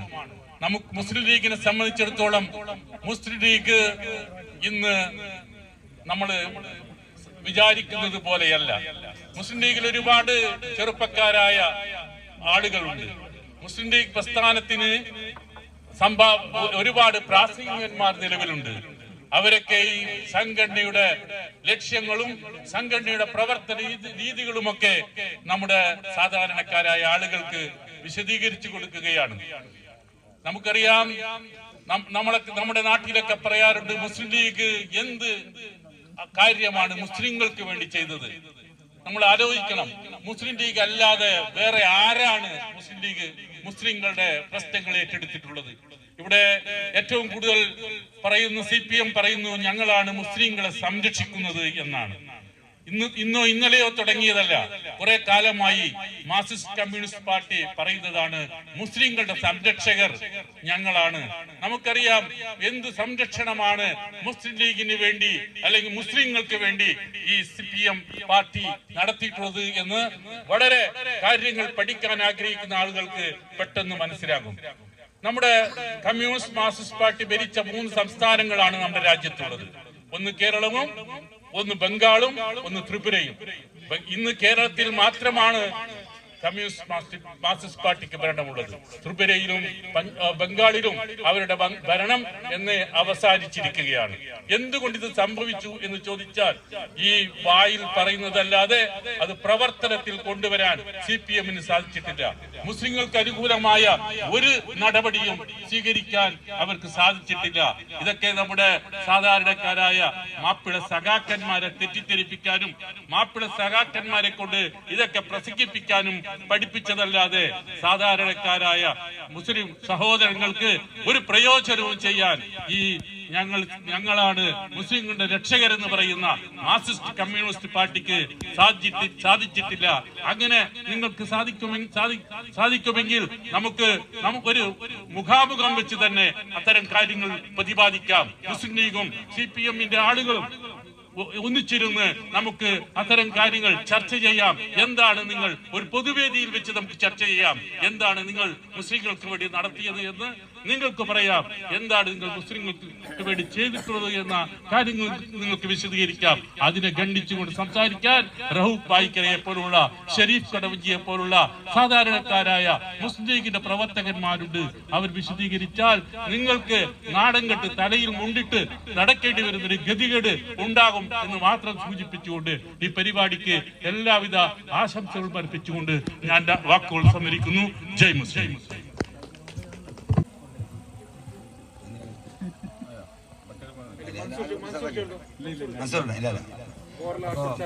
നന്ദി അവതരിപ്പിക്കാൻ വേണ്ടി, നന്ദി പറയുന്നതിന് വേണ്ടി പിന്നെ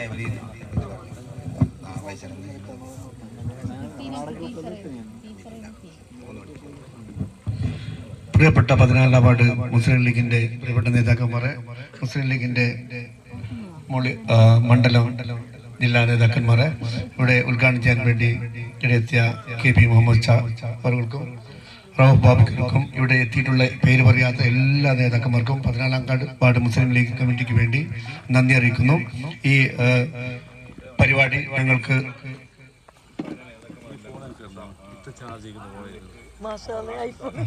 ഇവിടെ ഇരുന്നിട്ടുള്ള എല്ലാ നേതാക്കന്മാരും എൻ്റെ മുമ്പിൽ ഇരുന്ന് പേര് പറയുന്നില്ല, പ്രിയപ്പെട്ട നേതാക്കൾ മുസ്ലിം ലീഗിന്റെ സജീവമായിട്ടുള്ള നേതാക്കന്മാർ മുഴുവനും ഈ പരിപാടിയിലേക്ക് ആശംസകൾ അറിയിച്ചിട്ടുണ്ട്. സമയം വൈകിയത് കൊണ്ട്, ഭക്ഷണം കഴിക്കാതെ ഒരുപാട് ആൾക്കാർ പോയത് കൊണ്ട് ഒറ്റ വാക്ക് എല്ലാവർക്കും നന്ദി പറഞ്ഞുകൊണ്ട് നിർത്തുന്നു.